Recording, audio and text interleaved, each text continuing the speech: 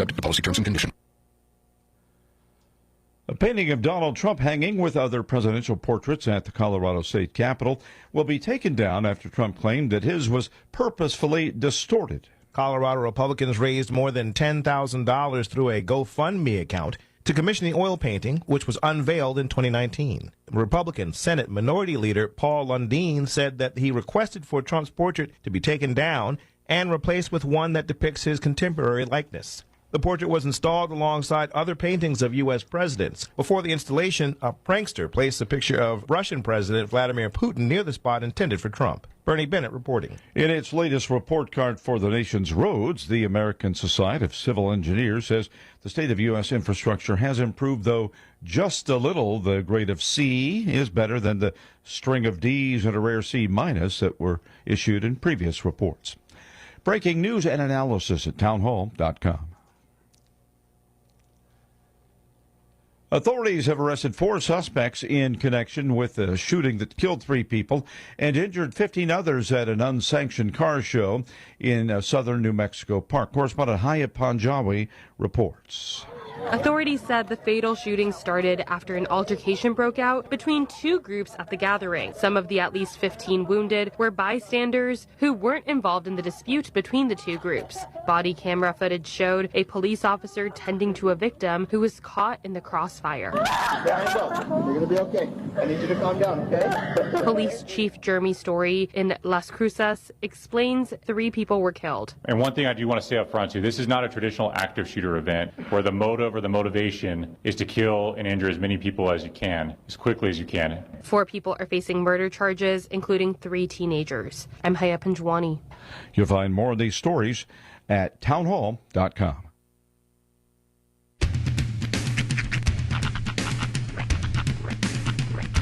What in the wide, wide world of sports is going on here?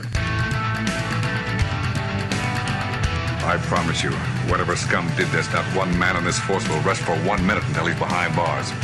Now let's grab a bite to eat. Yeah, come on. I feel the hot wind on my shoulder and the touch of a world that is older.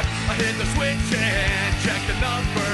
I leave it on and then I slumber. I hear the rhythm ringing through it. Flamenco guitar and cumbia music. I hear the talking of the DJ.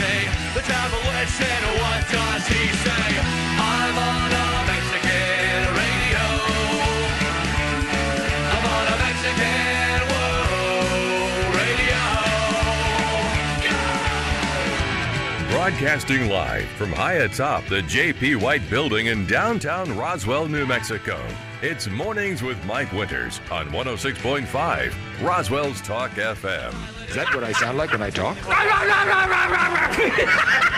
Now, here's your host, Mike Winters.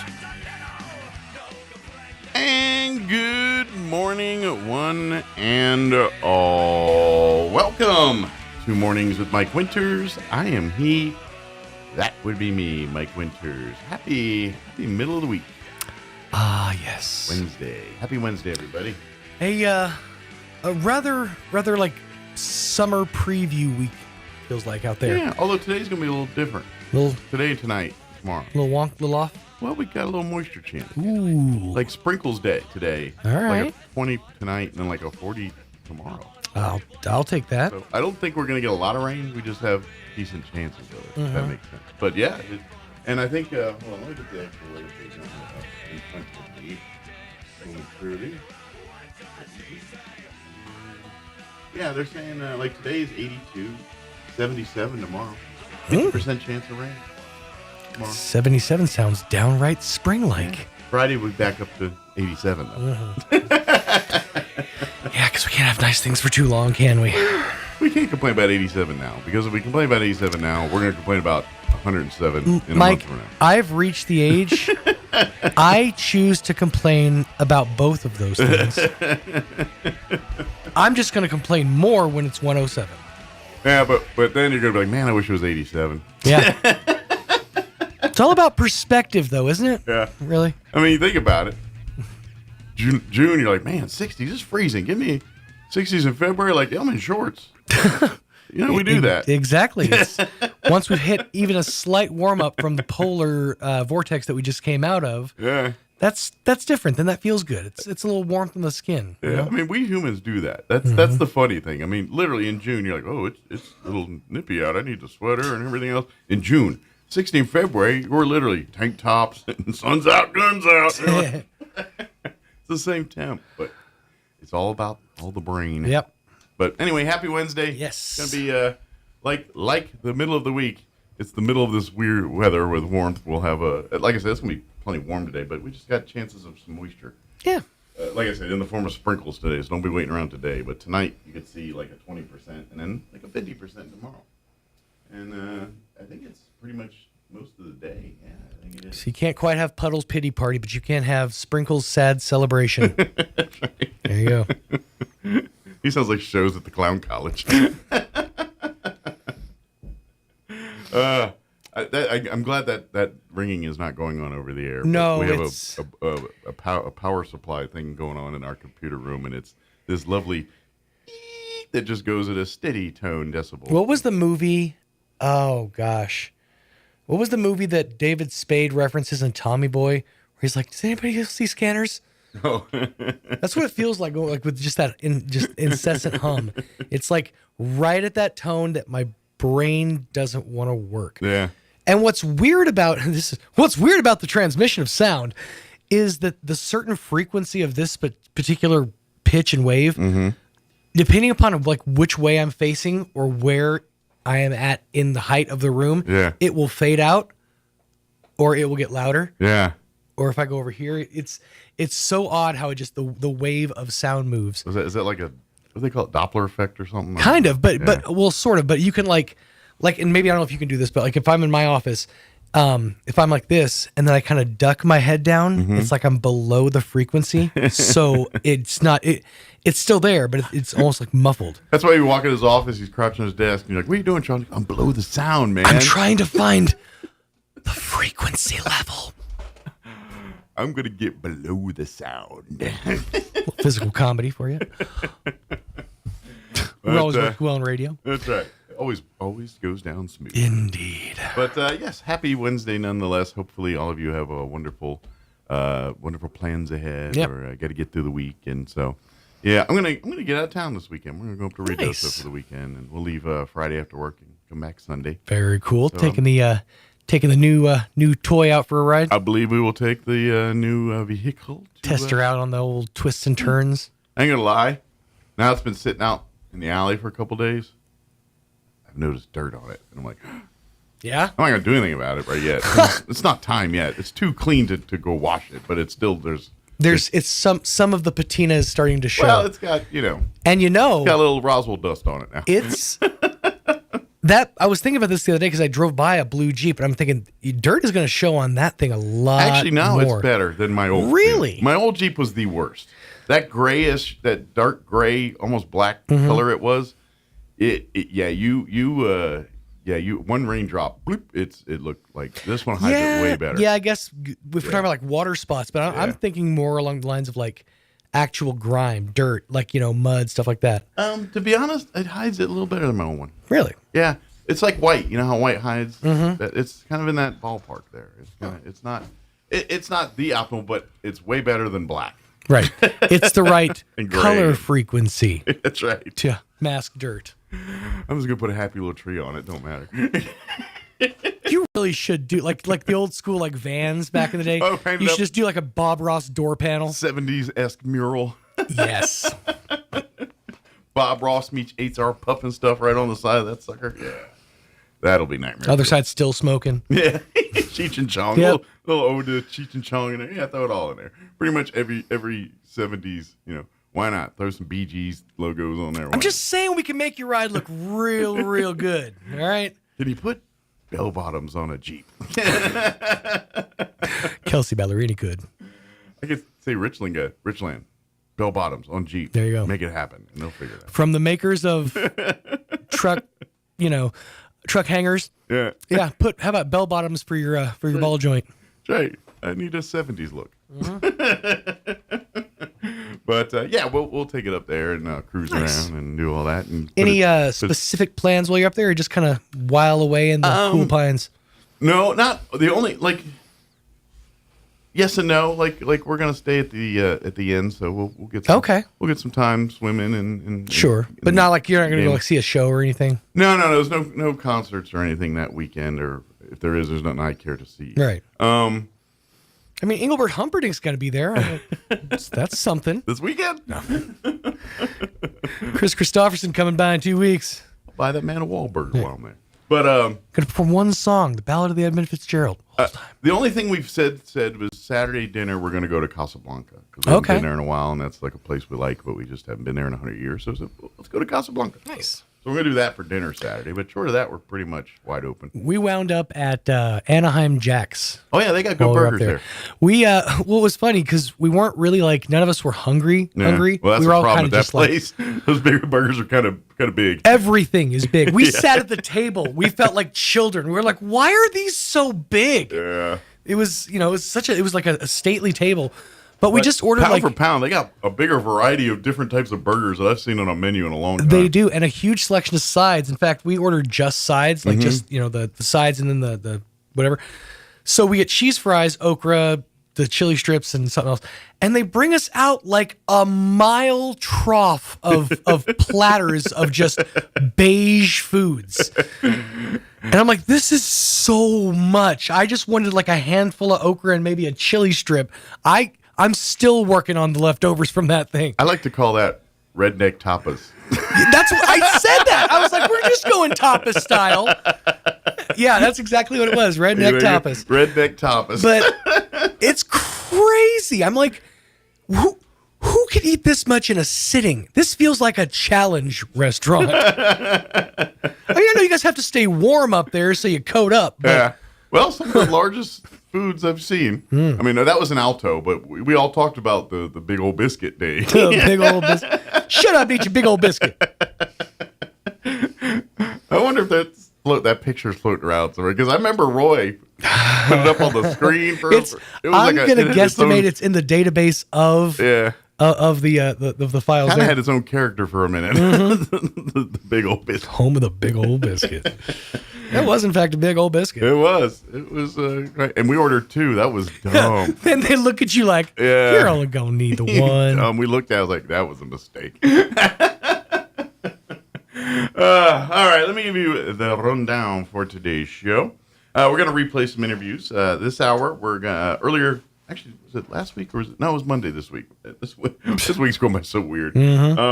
Earlier in the week, we had John and Alfredo join us to talk about this year's Matanza Fest coming up here in May. So we're going to play that interview for you here in just a few. In the 8 o'clock hour, we're going to replay an interview we had Friday. Elliot and Kelly from Lone Depot here joined us. Kelly is Elliot's new right-hand person. Together? Kelliot. Yeah, Kelliot. I like it. I'm going to bring that up. Well, maybe Elliot has to be first. Maybe we need to get his wife's permission first. Ellie doesn't have a good sound to it. Yeah. Well, because Ellie, you'd have to go Ellie. Yeah. Yeah, and that's a whole different... Yeah, Kelliot's the best one. He's going to have to just be in the back. But anyway, we had a great conversation with him. We'll play that at the in the 8 o'clock hour.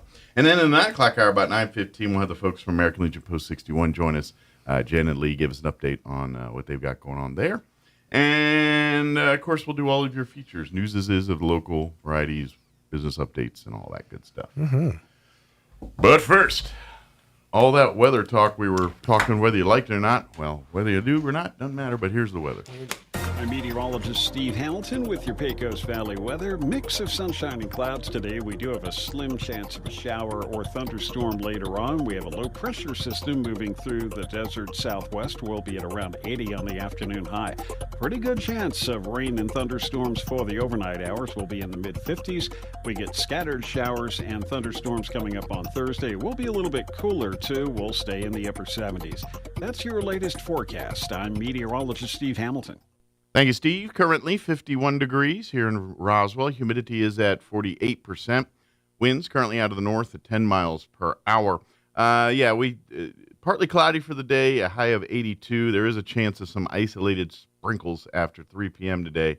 Winds will be out of the southeast, 5 to 10 miles per hour. Tonight, we are looking at a 20% chance of showers before midnight, mostly cloudy with an overnight low of 55. South winds, 5 to 10 miles per hour.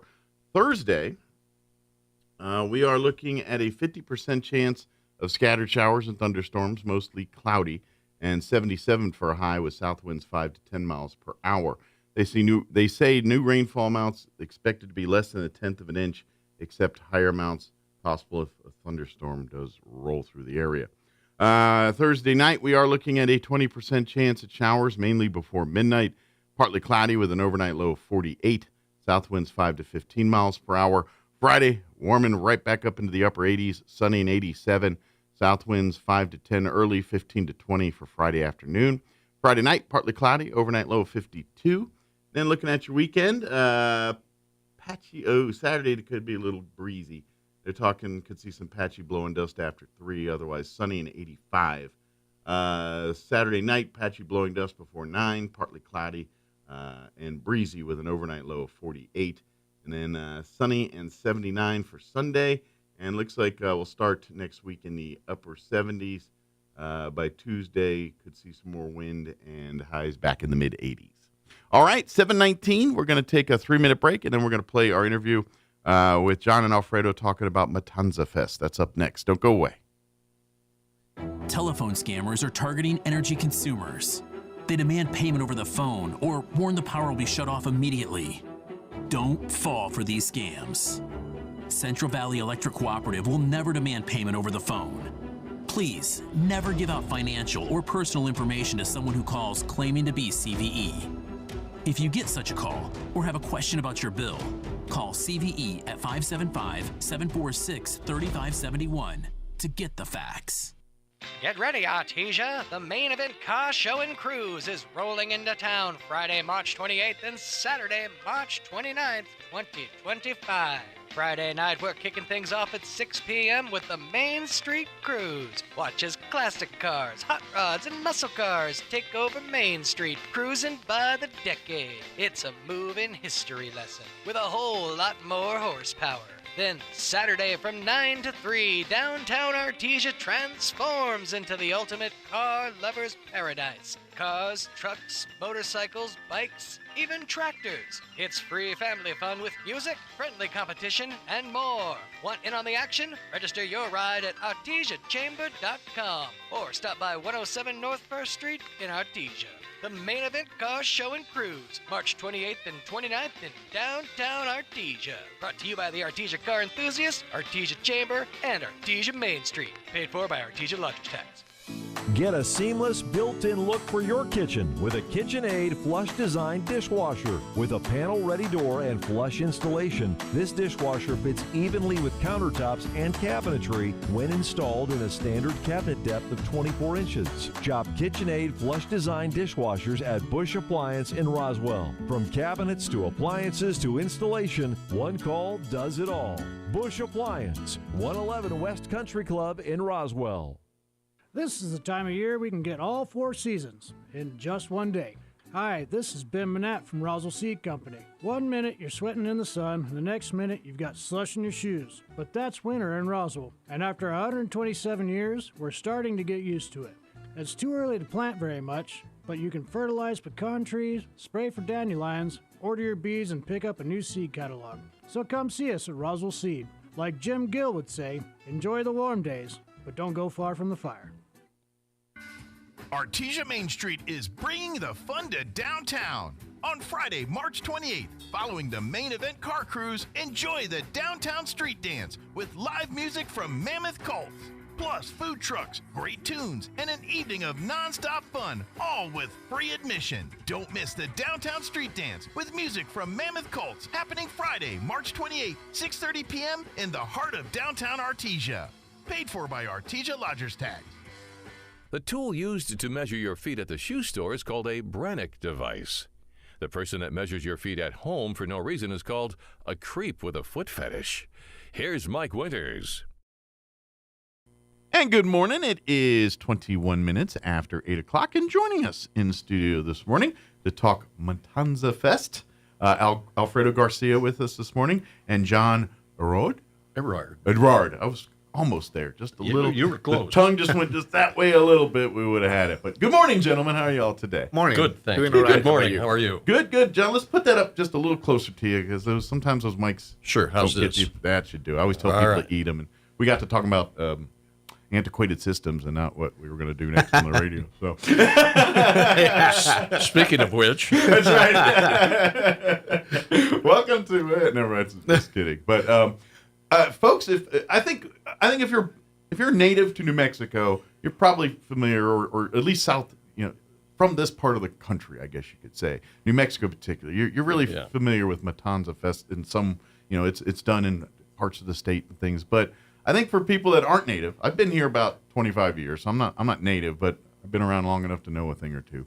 So, but kind of explain the history behind this event that we've got scheduled here on May 10th, because it really is. This goes back to like Spanish settling of New Mexico, and I mean, so we're talking like 1600s history. All right, we even got like U.S. history beat on this one by a little bit, exactly. Just by a smidge here, but yeah, kind of give us a little bit of background about the fest. Okay, so a Matanza Fest is a tradition that was brought into New Mexico by the conquistadors, and this is a tradition that was put in place over 400 years ago.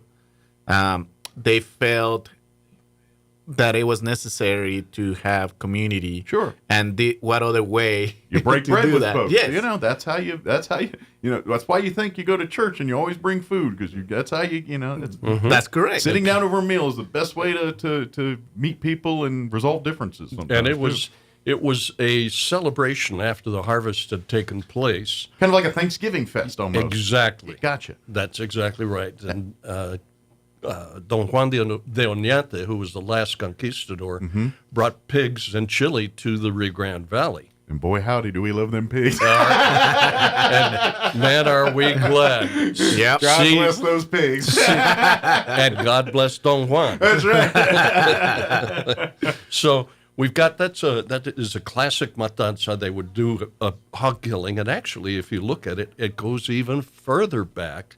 It goes back into the early centuries. Gotcha. After Christ in Spain. Gotcha. That's where it started, and Don Juan de Oñate brought it with him. It's been here in New Mexico about 400 years. Now, here's the interesting thing. That's a matanza. A hog killing is a matanza. Gotcha. Well, we also have Cinco de Mayo Festival, which the Roswell Hispano Chamber of Commerce has held here for ages now. Absolutely, yeah. And Alfredo is the president of the Roswell Hispano Chamber of Commerce. Very good. So the Horseshoe Nails Brigade, which is originally set up the Matanza, okay, and the Roswell Hispano Chamber of Commerce. Hey, we should partner up. We've partnered up, and we're doing Matanza Fest. Great. So this is kind of, so think of Cinco de Mayo meets a barbecue picnic. Pretty much. Pretty much. It's the love child. Yes. Exactly. But it's really so. And this is where the thing I think is where this isn't just a hog fest where you're roasting hog. There's a tradition. There's a certain way to meet the matanza, the way they cook the pig, and everything from the way it's dressed to how it's prepared. Because you get depending on what part of the country you're from, and you say you cook hog where you're at. Oh yeah, and everyone's got a different way they do it. You know what I mean? And so from Matanza Fest, I'm assuming you're not going to see a butterfly like you would maybe in another part of the state. So that is correct. Well, and we're actually having our aim is to have 15 teams participate in the Matanza Fest. So we're actually going to have the chance to taste the culinary skills. So we'll be all right. Now, it's cooked the same way, but the devil's in the details. That is correct. And the spices, what you mix with it, how you maybe you cook it this way for a little longer. It's just like barbecue. That is correct. Exactly.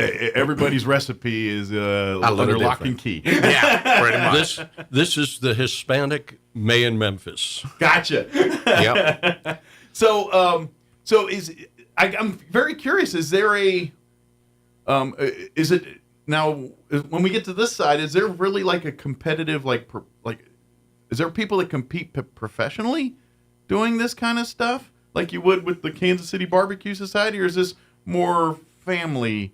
You know, like I would imagine what we're going to see on May 10th here is locals, hey, bring your family recipes here. But I didn't know if there was like an actual circuit where folks compete in Matanza cooking and you know, for like prize money and stuff. Does it go that level? Well, they're going to be competing for prize money. Sure, with here. us. But I Yes. didn't know if there was like a professional, like, you know what I mean? Like the level of Kansas City, like we turn on Discovery Channel, Yeah. and there's like a fest of the barbecue pit masters. I didn't know if it got that high with them. I don't know that we have organized to that point Okay. yet, but it is our aim to I'm just make saying, it something big. Might That be is some correct. interesting. I could just see that catching on as big as something like that, where you're doing Matanzas all around the state competitions, all kinds of stuff. What's happening is that it's starting to develop. So we're in the ground floor of this. We're in the early stages of it, but it is starting to develop. Of course, the granddaddy of them all is the Valencia County Matanza Fest. Yes, that's Matanza. Probably the one that's got the most spotlight on it. That is correct. The balloon fiesta of the Matanza. Yes, there you go. There's one in Socorro. I know that Corrales has tried one, and now Roswell. Bring it on. We want to be the biggest and the best. Throw your hat in the ring kind of thing. Yeah, absolutely. So we're kind of building that. We're building that, who's got the best green chili kind of mindset here. It's Yeah. what we do. Kind of, but we're going to do it with who's got the best Matanza. And That is correct. cool. This sounds like so. Now accepting applications, I guess you could say, We are. to bring on your family recipe and see if it can hold up against everybody else. Calling all cooks. Good deal. Calling all culinary devotees. Yeah. Calling everybody. Come to the Matanza Fest. Come and cook and bring your family recipes now. Absolutely. I'm going to guess there's going to be some like younger folks that their grandparents have a recipe and they might have to bring them out of retirement. They'll be like, oh man, grandma or grandpa used to do this. And man, it was so. Abuelito, Yeah. abuelita. Yep. Come on down. Bring them out. I think, because I know, because a grandkid that ain't quite got the recipe mastered, or they're eaters, not cookers, Yeah, there you go. Count me in. Right? Well, I try to cook, but I'm a better eater than I am a cooker. Yeah. I'll say that. Yes, sir. Well, the thing that they need to know, though, is that there are going to be 5 categories that they'll have to cook. Okay. And that is pozole, carnitas, Okay. carne adobada, Okay. and chicharrones. Oh, man. That's Yes. 4. Yeah. And the 5th one, I haven't told anybody what it is. It's Okay. a surprise. It's a Secret. mystery basket. Okay. So be prepared for anything on that one. But Yes, sir. it's all traditional New Mexico food. Right. And I imagine too, of course, for folks, if you're if you're going to enter, like you said, it's like all the kind of getting back to, when I was talking about the barbecue competitions, they do the same thing. They got to compete in brisket, ribs, chicken, kind of same kind of here, pozole. It's so, if you're a one-trick pony, you got to get some more tricks. And that is what we're aiming for. And that's but it sounds like this is really cool, and it's going to be and I'm gonna, of course, once you sign up, and then there'll be meetings, and then you'll know what the judges will be judging by, and the standards they're basing on your pozole on, and what's the taste kind of whatever criteria the judges are using, they'll explain all that. Well, all of that information is on our website. Excellent. Yes, sir. We have all the rules and regulations. We have the deadlines for when you sign up. We have the ease Got a forms. clock down clock to kind of 46 days, 23 hours, 29 minutes, and 14 seconds. We can always add milliseconds if you want to be more exact. No, 8. But yeah, it's got everything you need to know until how much time you got left till Roswell Matanza. Yeah, and in all reality, we're doing this event because we're trying to do. It's a nonprofit, the Horse and Nails Brigade, and we want all of this money to go towards. Talk a little bit about. I'm sorry. Go ahead, finish it. To our education initiatives. Yeah. So talk a little bit about what the Horseshoe Brigade is and what kind of nonprofit work the organization does. About 2 years ago, I was at a meeting, and I heard some statistics that caused me to say, I can't sit back and not do anything anymore. Mm-hmm. I need to get up and do something. And the statistics that I heard was Chaves County is 67% Hispanic. Mm-hmm.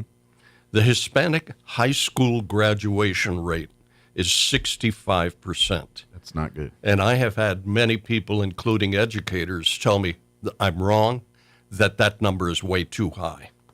Okay? In addition to that, so we're going to do something about that. The other statistic that we heard was our middle schoolers, relative to the rest of the nation, in terms of proficiency for language arts, are below 50%.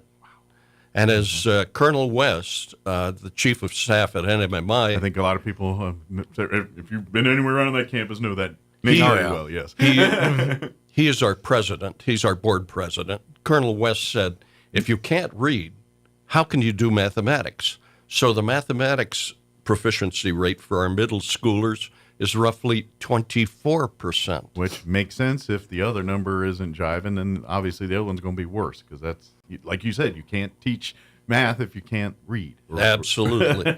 So when I heard those numbers, I said, I've got to do something. I didn't know what I was going to do, but then I heard about IPA, NMMI Intermediate Preparatory Academy. And it's a middle school with much higher standards. And so I said, this is it. This is what this is where we're going to start. And they've got a year or two under their belt now, and they're growing and getting bigger and kind of getting settled in and kind of almost to their full potential, what they want to do with this prep school. Yes. Next year they'll be complete. They'll be there. Now here's the interesting thing about that. By the time those kids reach ninth grade, they are required, according to Dr. Leacock, who is the head of school there, by the time they reach ninth grade, they will be expected to be able to read Virgil's Aeneid in Latin. I don't think I couldn't do it. Well, I can tell you I couldn't. Right?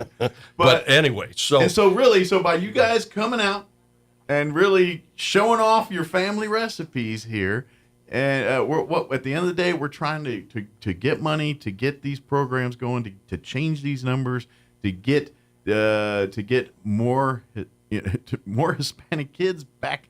More kids in our community. And that's just it, too. These numbers, it's all across the board. None of the numbers are good, regardless of race, whatever you want to break it down to. Yeah. All of it needs to be higher. And that's what these kinds of programs, these kinds of coming out and spending time together, eating some great food and just hanging out and bragging. Ain't going to lie, I'm going to be like bragging. So let me give you the backstory on this, a little bit of the backstory.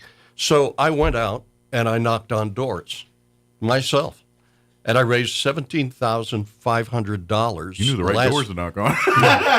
Last year. That's awesome. By just asking people, would you be willing to, and telling them about these statistics and these numbers, and everybody understands the impact, the future impact on our community with these numbers. And so it's going to be more knowledge. I mean, as the technology, as the world changes, the more you're lacking in the fundamentals, the farther you're going to be left behind. Yeah. So we took that $17,500, gave it to the IPA. The IPA used it for their kids for lunches and supplemental expenses. And for an entire year, we covered that. Now, the interesting part is 85% of those kids are of color, and 85% of those kids come from economically distressed households. Sure. There's other variables that are contributing to their lack of getting a good foundation. So we spoke with a number of people, and they said, we need to broaden this out. And that's why now we are partnering with us. Kind of getting it together and just saying, all on board, more. And that's really, the many hands make, and this is really the more visibility, more, and this is about your own community. Is what it, that's what it boils down to. Regardless, we can play the games of, who came from where and all this. These are about people that live in your community that we're trying to make our community better, and this is how we do it. So, well, we are trying to change the trajectory of education in Chaves County for exactly that reason. Good deal. Come eat some meat. Yep, pretty much. Well, and there's a lot more to it than that. We've got a cornhole competition. Oh, yeah. So that's a bevy of bragging rights aplenty. Oh, yes. Whether you're cooking or cornholing or doing something else. And we have a spectacular car show. Yeah, that's the part that you're going to want to come for the pretty. I mean, the smells will draw you in, but then you got a lot of eye candy with these beautiful cars that are going to. Oh yes, and there is as much family tradition as that meat you're going to be eating yeah. in some of those cases. Yes, sir. You know what I mean? And we're also having a bike show. That kind of goes hand in hand because a lot of folks It will does. kind of do sets. You know, they'll do the car and the bike. You know, if it's the bicycles or the motorcycle, I've seen both, and they'll kind of it's a package deal. It kinda, yeah. Yes. It's like the whole. Sorry, fellas. It's like the whole Barbie dream set: the Corvette, the camper. Yes,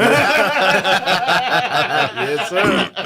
I think you've got an idea there. Yes. We need to do a camper show. There you go. Why not? So, and that's all going to be now. May 10th is the date. Where's it all going to be at for folks to come and do all that? Where is it? It's going to be held at the Southeast New Mexico State Fair. Very good. So they're at the fairgrounds. That is correct. So because it sounds like you're going to need some room, and that's about the most room we got for an event like this. Yes, sir. So we're going to have mariachis there. We're going to have ballet folklorico. Oh, if you've never seen folklorica dancing, even if you don't know a thing about the history and everything, the colors, the pageantry, the excitement, you're going to enjoy it. You don't have to understand a thing about it. Yep. But when you see it, it's just a sight for the eyes. The dancing, the dresses, it's a culinary and a cultural event. Yeah. And that's the thing. I think you see it and then talk to them afterwards. Learn the history. That again, everything we're talking about here is New steeped in Mexico tradition stuff. The folkloric dancing, even the car show, the cars, everything about this is New Mexico history. Some of it's 1600, some of it's 1950s, but and some a little bit in between. Very, very definitely. Yeah, definitely. All of the money is going to go to skill trades at ENMUR to develop skill trades and help them build those trades, and to NMMI, advanced academics and military, and also the IPA. All I'm saying is with the Reno Air Races and some of these things coming to town, there's a lot of skilled trades you could take advantage of to learn and make a good living for yourself and family right here in Roswell. Mike, that is exactly the idea. It's exactly Whether the it's idea. Turning wrenches on an airplane or an air conditioner, either way, it's going to help you very much. A very good living. Yes, and you don't have to go to four-year college and end up with $100,000 in debt. And to be honest, once you get it at Eastern, walk into the financial aid office, fill out your ass before, and it doesn't matter if you're going for degree plans or whatever. You know, based on what you're training for, all that, you can find all kinds of free money on top of, So please, if this lights your fire to start some of these kind of STEM mechanical related stuff, the college will help you find more money too. So don't keep turning over every rock you can find. And I don't care if you're 50, 18, come from the richest family in the planet, or a family that can't rub two nickels together. You should be in that office doing all of that. That is an incredibly important point that we're trying to stress. Yes, we are focused a lot on middle schoolers because they're the most malleable, they're the most open to change and different ideas, right? But we also have the high schoolers with that 65% Hispanic high school graduation rate that we have to change. And you can't succeed without. I mean, it's hard with just a high school diploma, even in this world. Yes, it is. Without one, it's really, really hard. And so that's the key. And that brings us to the next point, and that is the 25 to 55-year-old that wakes up one day and says, I really wish that I had finished my GED, and I really wish that I had a skilled trade. That's where ENMUR absolutely comes in. Now, I'd like to recognize the folks that have supported us. Yeah. And that is New Mexico Military Institute. Oh, yeah. Eastern New Mexico. Well, some of the people involved, they're running the show over. So you're getting, to be honest, if anybody knows anything more about education, it's some of the people very much involved at the top of this. Oh, Mike, no question about it. Eastern New Mexico University, Roswell, the city of Roswell has been incredibly supportive. Thank you, Hess Eintema. Thank you, Tim Jennings. We appreciate the support. It's got to be collaborative for things like this to work. So Church on the Move has been very, very supportive. The Imperials, the car club, Eastern New Mexico State Fairgrounds is supporting us tremendously. Nice. And there are a lot of individuals, wealthy individuals behind the scenes that are supporting this with their own money. So it's truly a community event. Absolutely. And a community effort. And this is where I always go to, and I say this 1,000 times on this show, and I'm probably going to say it 1,000 more. These are the types of events that we, the community, need to put. Like, if you're waiting for your community to be better, and you're waiting on your government to do these kinds of things, then I got a very bad news for you. You're going to grow a long beard and have a foot in the grave before you're even going to even hint at maybe getting a result. The only way our town gets better, our community gets better, is we, the community members, roll up our sleeves and get involved to make it better. And that's why supporting events like this, if this is your passion, then you dive in 1,000% and get involved here. If you can't, and I get it, not all of us have thousands of dollars to donate. We don't. But you know what we can do? Come on out and compete in these events. Raise the awareness. That's the money's a big thing, but the awareness, the event, the people coming together, educating others. And why are you here? What are we doing this about? Oh, we're raising money for this. You know how bad this thing is? That is just as important as the dollar sometimes, to make people aware of what's going on in your own backyards and what can we do to make it better. And that definitely raises another point. You are absolutely correct. Awareness is such an important thing. We held an event, and I forgot, by the way, to recognize one of our biggest supporters. You don't want to miss that one. And that is the Roswell Hispano Chamber of Commerce. They have been. Well, see, they're partners, so now you're kind of like, they're in it with me. We're sinking or swimming together. Yeah, pretty much. And I mean, we're trying to contribute as much as we can because we believe in the goal that they have in mind. You're on the server's heart side of this one here, and trying to, and that's what this is about, and that's why. So this is what we're hoping is we're talking about this thing now, and we're hoping that in like a couple of years from now, this is as commonplace as Chili Cheese Fest, is Cinco de Mayo, as UFO Festival. Or that is the ultimate goal. Yeah, or any of our other Reno Air races, or many of our other. That's a better one to compare. That's what we want to get to. As well known as these events are or will be, that's where we want to put this one. And the Reno Air races have supported us. Good. So good. You talked about awareness.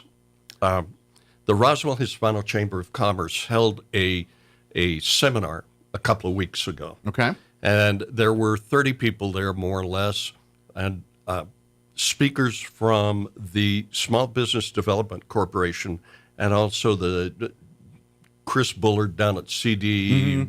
And I always forget what that means, but the Community Small Development business, Workforce. It's all about economic growth. That's correct. In that umbrella. Yeah, that's exactly right. Yeah. Now, after both of them spoke, and they did a very good job speaking, I went in front of the group, 30 people, and I asked them to raise their hand, and I said, how many of you have heard of these programs that these two gentlemen talked about? And they talked about a lot of programs. You know how many they've got. I've had them on the show talking about them over the years here. Absolutely. Yeah. Not a hand went up. Yeah. And that tells me that you are spot on, Mike. Yeah. Awareness is really something that we need and we don't have. And in this day and age, like it, love it, or hate it, you got to make it a little sexy to get it awareness. And that's why I think this is what I love about this, because this pardon the pun, it makes it sexy. A Matanza Fest, what better than coming out and, taking some of New Mexico's oldest traditions that I don't care if you're 800 or 8, you're part of. Everybody can relate to it, and I don't care what anybody says. No one sits around and says, I hate sitting around with family and friends eating great food. And really, that's what, there's going to be competitions. There's going to be bragging rights of cornhole and all that, but this is how we make our community better. This is how you learn about it. People don't learn about it by saying, here, there's this PDF I printed off. Read this at your leisure. That ends up going in the garbage. So, but when you're sitting around at an event like this talking, then you can wet beaks. Then you can get people, and that's when they say, this does make me mad. Hand me that PDF again. And you know what I mean? That's what we're talking about here. So this is how it starts. So come out and start. Even if you don't have maybe you're a cornholer, maybe you're not a pig roaster, but whatever you're into, or if you're just an eater, come on out and celebrate. Enjoy the food. You talk about sexy. What's sexier than pork? That's right. I know there's many a men who landed their spouses with bacon. Yeah, there you go. That's right. There's magic in the pork. There you go. But again, May 10th is going to be the date of the event. It's going to be at the Eastern New Mexico State Fairgrounds. Give out the website if you don't mind one more time here. And it's easy. MatanzaFest.com. Very good. Because I was just going to say, just Google Matanza Fest Roswell, but you don't even have to do that, .com, because that's exactly what I did, and it was the first thing that popped right up. But there at the website, you can read more about not only the history and what of Matanza and going back to the conquistadors and all that, but also learn about the different competitions you can sign up in, from the cooking side to the cornholing side to the car. I guess the car show is mostly through the car club and their guys, but if you have a car to go, you can. Is that through the website too, or? No, I do not believe that we have a form for the car. However, you can reach out to the us, Imperials. and we can. Yes, that's gotcha. correct. They can put you together on that. But if you want to cornhole or if you want to compete, then you can find all of the sign up sheets, vendor forms, all the stuff you need to be a part of that. The rules on competing, because I imagine since it's a competition, and you're serving to the public, there's going to be some rules that you have to meet. Oh, very definitely. There's a manual on the website for the cooking teams. So that is just to be forewarned. There, if there's going to be a part that you get frustrated about, is because you're serving to the public or judges. That's considered serving to the public. You have to meet like the health and safety standards of like a food kitchen or a food truck or something like that. And there's going to be LP gas inspections. There's also going to be the everything's fire going to be above board. Fire Marshal Olive is going to be there inspecting, and his team inspecting. So we're going to have to go through some of that bureaucratic stuff, but it won't take long. Sure. And as long as you're there at the right time, it'll go easy. It'll go fast. Absolutely. But I just want to forewarn you, because I know there'll be a few people that they want to show up, and that's not how we do it in Mama's Kitchen. I get that, but you're not in Mama's Kitchen, right? That is correct. No, not although we think Mama's Kitchen makes great stuff. Ain't gonna be anything wrong about it, but these lawyers make things different now. Yes, sir, they do. Well, we might do some things to lawyers. It could be another event. There you go. It's a different Tonza. So I would the one thing about the website that I would say is it's spelled Matanza. Yes. Matanza. For us gringos, we want to put that N before the T. That's and that's not. It's M-A-T. Yep. I did it. I started. No, not right. I do it every time, because in our head it's Montaza. No, it's Matanza. Matanza. But as gringo head, it's Montaza. So for some reason, we tend to reverse things like that. So, a little bit. We apologize. We try. Listen, if you come to the Matanza Fest and you eat all of the dishes that we're going to have available, you'll be able to speak Spanish without a problem. The spice. Although I've had my fair share of chili over the last 25 years. It's not for lack of trying. But again, go to the website, MatanzaFest.com. And is there like a Facebook page too for those? We also have a Facebook page. So look for it on Facebook. And I believe we also have an Instagram page. Okay, so for those users of Facebook and Instagram, check it out there. If you generally get your information through that, you can find that, including links to the website for signups, because at the end of the day, it's going to put you back to the website. That is correct. To sign up for the forms and what have you. But that way, and I'm going to take a stab at, if somebody's just listening and wants to still sponsor, I'm sure there's a way we can. They're always welcome. Find a way for you to get involved in that way. So if you're just listening, I just heard about this and I'd love to be a part of it. I'm sure you can reach out to either one of these two gentlemen. You can reach out direct to John here. This is where you can call him direct at 847-636-0931 or email him hsnbrigade@gmail.com. And that's for Horseshoe Nails Brigade there too. Of course, you can always come by the Hispano Chamber as well. That as well. And we'll take care of you too. Either way, we'll get you there. So, yes, sir. Good deal. Is there any information, anything we wanted to share that we just got sidetracked on or just didn't get a chance to talk about that you want to make sure we let the public know about? Well, the Matanza is going to start at 8 in the morning. Okay. It's an all-day affair. An all-day We got event. so into the meats, and it's like 8 to what, like 6 or 11. 11 at night. Yeah, it goes all day there. And we're gonna have a beer garden as well. So yes, you'll be all right. Plenty of refreshments for you. We're for the whole week. expecting 100 plus cars on the car show. Oh wow! Yes. So you got a lot of time. Yes. So in between that slow cooking meat, you got a lot of things to do while you're waiting for the meat to cook. Yep. Or walk around to let go of some of that. That's right. You've got to release. Yeah. See, guys, That's you're correct. dusting over here. Yeah. You can do circuits. Stay out of the car show area when you do that, please. There's a lot of people over there. Yeah. Maybe go walk. There's a lot of room out in the fair. Maybe go see the pastures out there. When you do that. It's a good time to check out the livestock ring. Very good. Well, gentlemen, thank you very much, and I'm sure we'll see you here a time or two between now and May 10th just to get people on the radar. But what is the deadline to again, one more time? April 10th. April 10th. So we're here about a week and about a little less than 2 weeks away here. That is correct. From getting signups on that. So thank you guys, and can't wait to eat your meat. Mike, thank you very much for the opportunity. We appreciate it. Absolutely. And folks, get involved. I know we're joking and having fun with all the meat and stuff, but we're really, at the end of the day, this is to really make our community better, to get an opportunity, for these next generations of kids to have more opportunities than the current ones have. And that's what we're trying to do. We're trying to change the trajectory of education here in Chaves County. Absolutely. One pig at a time. One happy bale. One minuto at a time. One pozole at a time, rather. So thank you, guys. Thank you for having us, Mike. Thank you very Anytime, much, Mike. anytime. Appreciate it. Anytime. It is 8:52. Let us pause for news and a few commercials to pay for my pig fest.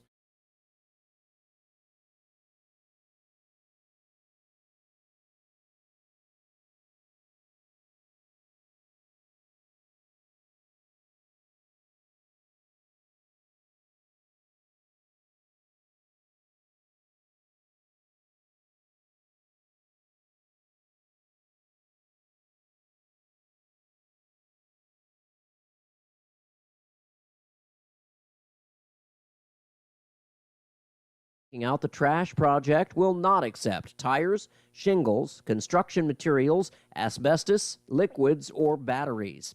Large appliances will be accepted only during the April 26th event at the city landfill. A celebration was held Monday night at the Bulldog Pit. Head basketball coach Michael Mondragon organized the event to celebrate the team's 4A basketball championship over Albuquerque Highland. A ceremonial net cutting event was also held. And 4 people are now jailed in Las Cruces after a mass shooting at a city park left 3 people dead and 15 others injured. 20-year-old Tomas Rivas is charged with 3 counts of murder. The others range in age between 15 and 17. Their names not released. You're up to date. I'm Jared Sorello. I'm meteorologist Steve Hamilton with your Pecos Valley weather. Mix of sunshine and clouds today. We do have a slim chance of a shower or thunderstorm later on. We have a low pressure system moving through the desert southwest. We'll be at around 80 on the afternoon high. Pretty good chance of rain and thunderstorms for the overnight hours. We'll be in the mid-50s. We get scattered showers and thunderstorms coming up on Thursday. We'll be a little bit cooler too. We'll stay in the upper 70s.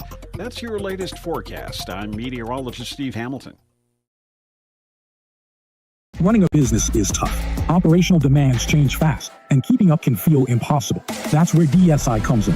We've been helping local businesses thrive for over 25 years. You might know us for printer products, but we're your one-stop shop for cutting-edge office technology.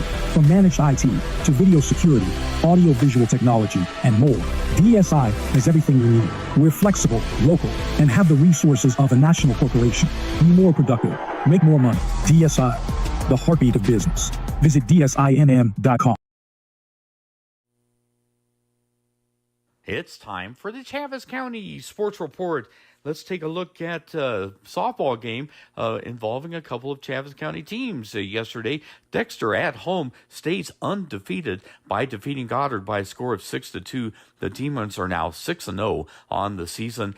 Goddard is 8-5. Dexter next will play a home doubleheader against Loving on Monday. That starts at 4. Goddard, meanwhile, will play at home against Roswell on Thursday. Those two teams will also meet on Friday. Also, NMMI hosted Artesia in baseball action. The Colts lose by a score of 4-2 to fall to 6-5 on the season. NMMI plays at Bosque School on Saturday at 4. That's a doubleheader, and that's already the start of the district season. Today, baseball, Roswell hosting Centennial, doubleheader at 4:30. The Sports Report brought to you by DSI. Call DSI for all your office technology needs. I'm Eric Butler at Roswell's Talk FM 106.5. The Rocky Mountain Elks Foundation salutes hunters in the role they play in providing critical funding for conservation. Celebrate how hunting is conservation at the Rocky Mountain Elks Foundation Annual Banquet, Saturday, April 12th at the Eastern New Mexico State Fairgrounds. The Roswell Banquet will take place on April 12th at 5 p.m. Get your tickets now at rmef.org and go to the New Mexico Events tab. Celebrate hunters at the Rocky Mountain Elks Foundation Roswell Banquet, Saturday, April 12th at the Eastern New Mexico State Fairgrounds.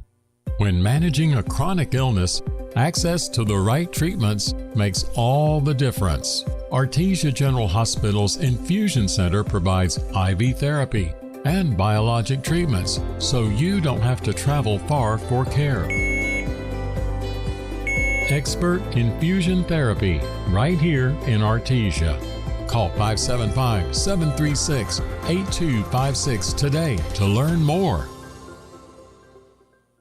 What made Roswell Hyundai the #1 used car dealership in southeastern New Mexico? Great selection, great savings, and great people. Roswell Hyundai has an amazing selection of makes, models, and model years to choose from. If you can't find it, Roswell Hyundai can get it. And Roswell Hyundai will take any trade. The experts at Roswell Hyundai will work with you to get you behind the wheel of your next dream ride. So, what makes Roswell Hyundai the #1 used car dealership in southeastern New Mexico? You do! Come check out the Used Car Supercenter only at Roswell Hyundai, 1909 West 2nd. Your home for Armed American Radio is 106.5 FM, KEND Roswell. And good morning, closing in on 8 o'clock. Town Hall News up next. We'll be back on the other side of news. Next hour, we're going to replay our interview with Elliot from Lone Depot. Don't go away. You're listening to 106.5 Roswell's Talk FM, KEND, or Roswell, New Mexico. We'll be back on the other side of news. Don't go away. Breaking news this hour at townhall.com. I'm Bob Agnew in Washington. President Trump is downplaying the sharing of Yemen attack plans to a group chat that included a journalist. Democrats and Republicans alike criticized the incident as a serious national security breach, but the president called it the only glitch in 2 months of his administration. He claimed on NBC News that it didn't turn out to be a serious matter, and he expressed confidence in his national security advisor. Earlier this month, the editor-in-chief for The Atlantic received details of a U.S. military attack in a secure messaging app 2 hours before the airstrikes began. Greg Clugston, Washington. DOJ about to take a look at public broadcasting. PBS and NPR officials are set to appear before the House DOJ subcommittee today as they prepare for questions about federal support for public broadcasting. The pair, along with their respective local stations, are funded through an over $500 million appropriation provided by Congress through the Corporation for Public Broadcasting. Both PBS and NPR have been slammed for their far-left programming while being funded by American taxpayers. Tasha Stevens reporting. The Trump administration will be allowed to suspend approval of new refugees as a lawsuit plays out. Under the order, refugees who were conditionally approved before President Trump took office must still be processed. Melissa Keeney, an attorney with the International Refugee Assistance Project, says tens of thousands of refugees will still have the opportunity to restart their lives in the United States. Trump's executive order said the program would be suspended because communities taxed by record levels of immigration can't absorb large numbers of migrants. The court sided with President Trump and the Department of Justice and narrowed a decision by a judge in Seattle. The panel pointed to a 2018 Supreme Court decision that upheld the president's travel ban during his first term that targeted mostly Muslim countries. Jennifer King, Washington. More of these stories at townhall.com. Here's an important message from the Diabetes Solution Center. Do you like pricking your fingers to test your blood sugar levels? No one does, but it's important to maintain your health. And now, by wearing a small remote device called a continuous glucose monitor, or CGM, you don't need to prick your fingers anymore. It's easy to use and helps you make more accurate diabetes treatment decisions. If you are testing your blood sugar 3 or more times daily, injecting insulin, or using an insulin pump, call the Diabetes Solution Center right now. And if you have Medicare or most major insurance coverage, you may be able to get a new CGM at little to no out-of-pocket cost. Shipping is free, and we'll even bill your insurance company for you. If you are testing your blood sugar 3 or more times daily, injecting insulin, or using an insulin pump, call the Diabetes Solution Center right now to learn how to end the painful finger sticks and get your own continuous glucose monitor, or CGM, at little to no out-of-pocket cost. Serbia's populist government is now facing increased public scrutiny. The scrutiny is over reports that Serb officials used a sonic weapon against a peaceful crowd during a massive anti-corruption rally in the Serb capital, Belgrade. This attack reportedly took place on March 15th. Witnesses say the sound, like a whiz or a jet, was frightening. Witnesses also say this sound caused a panic among the hundreds of thousands taking part in the protest. This correspondent Andrew Stewart reporting. U.S. consumer confidence continued its sharp 2025 decline as Americans' views about their financial futures fell to a 12-year low. They've been fighting off a lot of doubts driven by rising concerns about tariffs and inflation that are in the news so much. The Conference Board reported on Tuesday its consumer confidence index fell 7.2 points in March. Breaking news and analysis at townhall.com. Hit any potholes lately? The American Society of Civil Engineers says the state of U.S. infrastructure has improved, although just a bit. The report card, released every 4 years, gives the country a C grade. While that may be mediocre, it's better than the string of Ds and rare C-minuses issued previously. However, the group warns that if more robust spending of recent years isn't maintained or even increased, recent gains could be lost, hiking costs over the long term. Rich Thomason, Washington. An international agency reports the installation of renewable energy around the world hit a record high last year, with 92.5% of all new electricity brought online coming from the sun, wind, or other renewable resources. The report today comes from the International Renewable Energy Agency. It says nearly two-thirds of that new renewable energy was generated in China. More of these stories at townhall.com.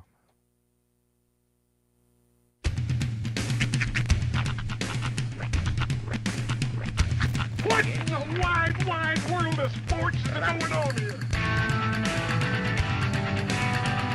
I promise you, whatever scum did this, not one man in this force will rest for 1 minute until he's behind bars. Now let's grab a bite to eat. Yeah, come on. I feel the hot wind on my shoulder and the touch of a world that is older. I hit the switch and check the number. I leave it on and then I slumber. I hear the rhythm ringing through it. Flamenco guitar and cumbia music. I hear the talking of the DJ. Let's have a listen. What does he say? I'm on a Mexican radio. I'm on a Mexican world radio. Broadcasting live from high atop the J.P. White Building in downtown Roswell, New Mexico. It's Mornings with Mike Winters on 106.5 Roswell's Talk FM. Is that what I sound like when I talk?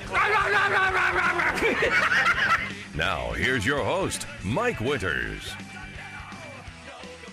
And good morning. It is 6 minutes after 8 o'clock. Welcome to hour number 2. 1 second, I'm leaving a group chat with Sean Spicer. Oh, the deuce. Mornings with Mike Winters right here on 106.5 Roswell's Talk FM. Happy Wednesday. Yes, welcome to it. You made it to the middle. The creamy, creamy middle of the week. Yeah. Speaking of creamy middle, I kind of got my hopes up on something yesterday and it didn't come to fruition and it kind of bummed me out just a smidge, but it was... Okay. So, I was, my wife informed me at lunch yesterday. She goes, "Did you know Jimmy John's has hot sandwiches now?" And I'm like, "Really?" Didn't Jimmy John's have hot sandwiches before? Really? They're always deli. Colder. I thought they had hot subs. No, now they got a toast. Matter of fact, I know they did because I've gotten a few of the more recent, like, well, it's only been in the recent featured sandwiches. Yeah, it's been recent. I don't know how long, but it hasn't been long. They've had toasted subs. So, anyway, so sorry. So I was like, okay, well, we'll order some for dinner. We'll do dinner. It's like, oh, so, and so I had Hashtag not a sponsor. No, so I got my toast up. It was delightful. I got a roast beef toasted, kind of a steak and cheese esque nice sandwich with roast, but it had horseradish. Very good. Anyway, they've also broadened their sides. Like now you can get potato salad and pasta salad. You can get chips. I've gotten potato salad from there before. It's actually pretty good. I had it last night. It was delightful. But dessert situation.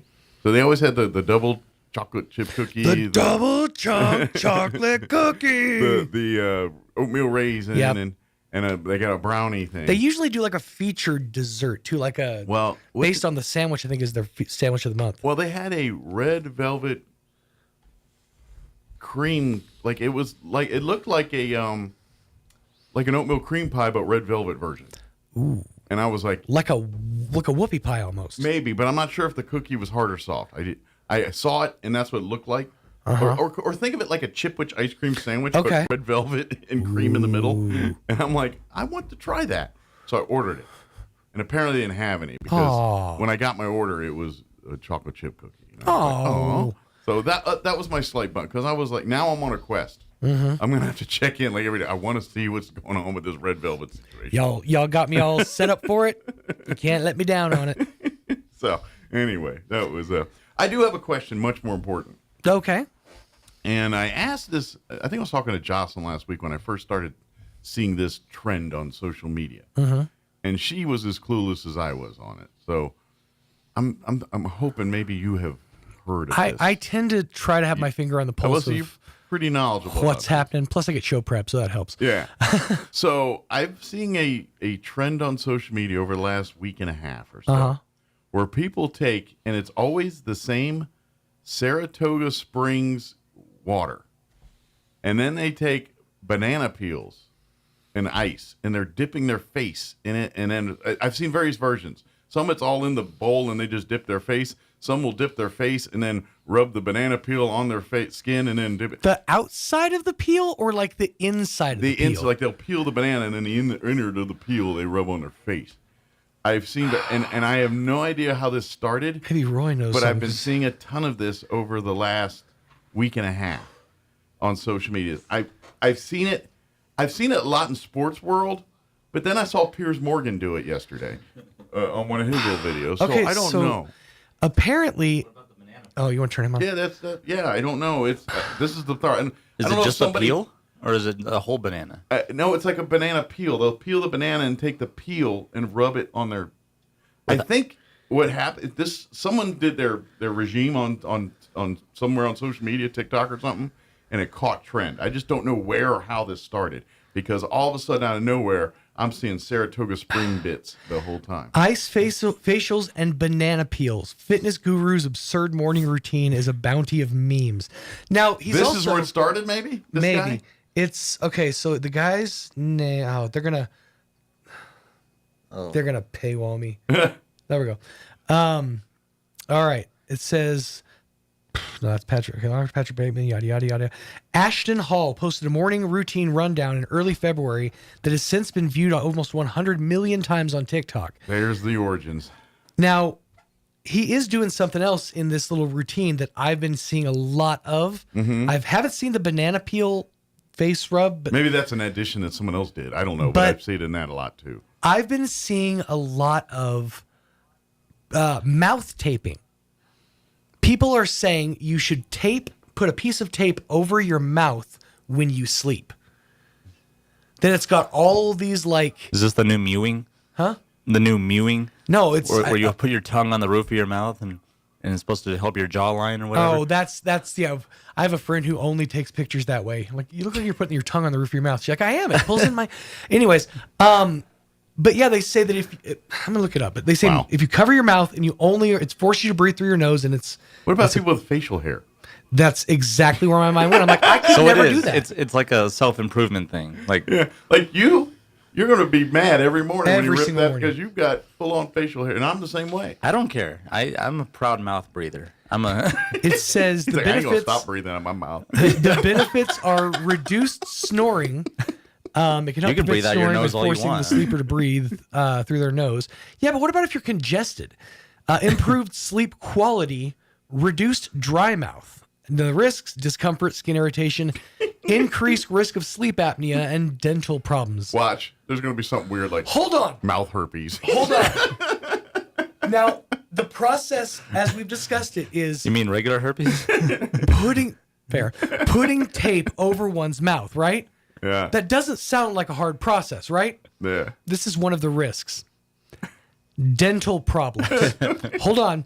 If the tape is not applied correctly, it can damage the teeth or gums. Well, how deep you digging the tape in there? Right. I'm turning off yet. I mean, Maybe- how hard are you pulling that tape? Now, in all fairness, there are people that walk among us that have what we call horse face. By the way, happy 60th, Sarah Jessica Parker. And some of these folks with horse face might have these issues. Mm-hmm. If their teeth stick out farther than maybe. their skin line. Yeah. I guess if you're dealing with like a buck tooth situation, or if you're somebody who's got like butthead lip, like, you just Yeah. you have to walk around like that and you can't shut your mouth all the way. Roy actually dropped some terminology on our trip to wrestling a while back. Oh yeah. That I hadn't actually heard in a minute. We were in a conversation and he said the quote, "Yeah, I tend to be a bit slack-jawed sometimes." I don't remember saying that. You don't? No. Well, I don't From want the makers of I ain't stopped breathing out my mouth. Okay. Full pullback of the curtain. It was a real pick your battle situation when you're in a car on a road trip with somebody. Oh, okay, now I remember. And there is certain situations I'm like, okay, I'm just gonna let it go. By the end of the trip, we're almost back. Roy has a tendency sometimes, only sometimes, God love you, to chew with his mouth open. Yeah. And it just got to a point where I was like, oh, chew with your mouth closed. Yeah. And then I didn't realize I was doing it. And then he uttered the phrase, I do tend to be a bit slack-jawed sometimes. I'm like, I've only ever heard you and The Simpsons use the term slack-jawed, but I love it. I have an idea. Uh-huh. If y'all find a lot of, like, if there's a lot of wrestling things within the next 3 hours of us, I think you should just start a podcast. And literally Road tripping with Roy. Or just call Gone to Wrestling or Gone to Wrestling. And it's literally you two just your road trip and everything is cut. And no editing. Right. Just the good, the bad, the ugly all comes out. And I imagine that thing's going to be a I'm masterpiece. afraid if we do something like that, I mean... Well, I almost made Sean crash because I pointed out a Cybertruck. Why wasn't this on film? No, he pointed out a Cybertruck, but here's the problem. He pointed out a Cybertruck with more enthusiasm, some gusto, than anything else he had said in the entire 3.5 hours beforehand. Right. He went, a Cybertruck! I'm like, oh my God, Roy, you cannot freak out like that next to me on the highway, on the freeway. I'm telling you, this would be a gold mine. It really might be. You just put the dash cam and go. Just turn it loose. Wherever it happens, happens. There'd have to be some editing. I road rage pretty bad. I just make it live. We're live streaming the Gone Wrestling. Gone Wrestling. I like it. I better get the hour started based on my interview here, but so it was one health guru started all that, and everyone I guess tape your mouth and dip your face in ice water and rub banana peels on your face. I was gonna say maybe it's because you breathe the carbon monoxide or whatever out of your mouth when you breathe out, and maybe that's why it's bad for your teeth. Dioxide. You breathe carbon dioxide. Dioxide. Yeah. Okay. But isn't that like when you do all the yoga and all that stuff, like or meditating? It's like breathe into your nose, out through your mouth, into your nose, out through your mouth. Plus, I breathe moist, and so I would just wet. Breathe moist. That's a new one. That's fair. So I would just wet the sides of the tape, and it would just I just do a Doc, I breathe moist.